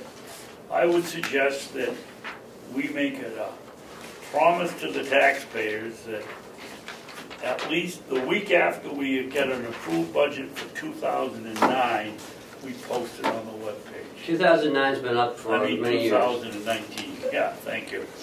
That was quick, and that was, I told you, you lost the bet. If we had the staffing levels that we had in 2017, all this would have been done. Well, then I would say that we make it a priority and drop something else.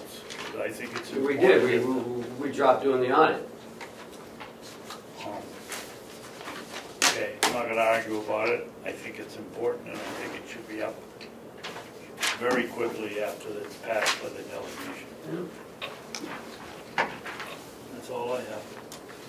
Mark, do you have any updates? I do not. 5, 6. All right, do we have any tabled items? We did that. We have Will, which I We don't did have know a if we table item. tabled items. No, we did not table it. Last, did we have a table item for one of them? No.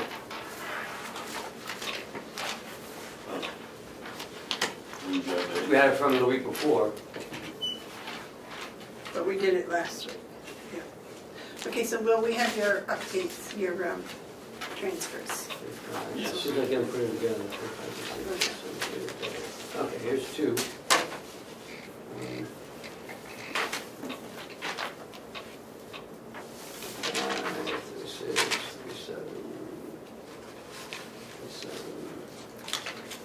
38. That's 1. Here's 2. What do I do with this? Pass it down. Here's another one. I think we're supposed to keep one. No, you spend the whole package now. Oh, you need a package. That's your package. And 39. Okay. I hope you kept one for yourself. Yeah. Yes. 6. Okay. 35. Transfer 35. Yeah. Will wants to transfer $3,135.65 from overtime and $554.61 into salaries. Total of $3690.26. So moved. Second. That's request number 35, Sharon. Okay, request 35. Is there any discussion? It's been motioned and moved. All those in favor say aye. Aye. Aye. I got this one. Is it- Oh, you got the official one?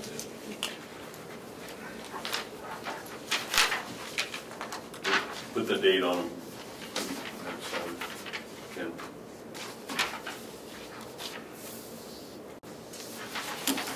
$36. Transfer number 36 is David. $479.07 from Medicare into the retirement system. So moved on 36. Second. Motion's made and seconded to accept transfer number 36. Is there any discussion? All those in favor say aye. Aye. 37 is $1,100 from gasoline into wastewater testing. Into water testing, not wastewater testing. So moved on number 37. Second. Number 37 has been motioned and seconded. Is there any discussion? All those in favor say aye. Aye. I'll make a motion that we transfer number 38 from This one doesn't look right. dues and licenses $78 for dues and licenses, yes? $778 from dues and licenses, and from, where's the next one? Postage, Oh, $155. from postage, that's right, I'm looking at the wrong column. From postage, $155. From telephone, $400. And where are we putting? From new equipment, the next page, sir. Oh, next page. From new equipment, $417 to electricity for $1,050. Second? Okay, transfer number 38 has been moved and seconded. Is there any discussion? All those in favor say aye. Aye. Last but not least, line transfer number 39. $232.84 from the chemical line. From maintenance repair, $955. Another $1,100 from gasoline. And $1,092.16 from new equipment into septic removal. For a total of $3,380, and that's it. So moved on number 39. Second. Number 39 has been motioned and seconded. All those in favor say aye. Aye.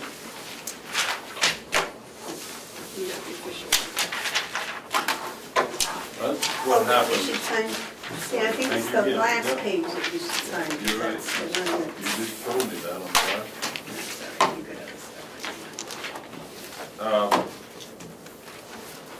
I can't help but think that having to do this is a reflection of the delegation cutting this department during the budget season. Good job. Did you want both pages when they're the same transfer, or just the last page? Either way, however you feel is adequate. I think the last page is adequate. That's what you did this time. Good, perfect. Okay, so we had There should be 5, right? 38, 37, 36, and 35. Those will be forwarded to the delegation for the 27th. They're gonna be busy. It's gonna be a busy meeting. Is there anything else? Are there any media questions? Are there any public input? All right, I will entertain a motion to adjourn. So moved. It did, they loved it. Motion's been made and seconded to adjourn. We're adjourned. We're done.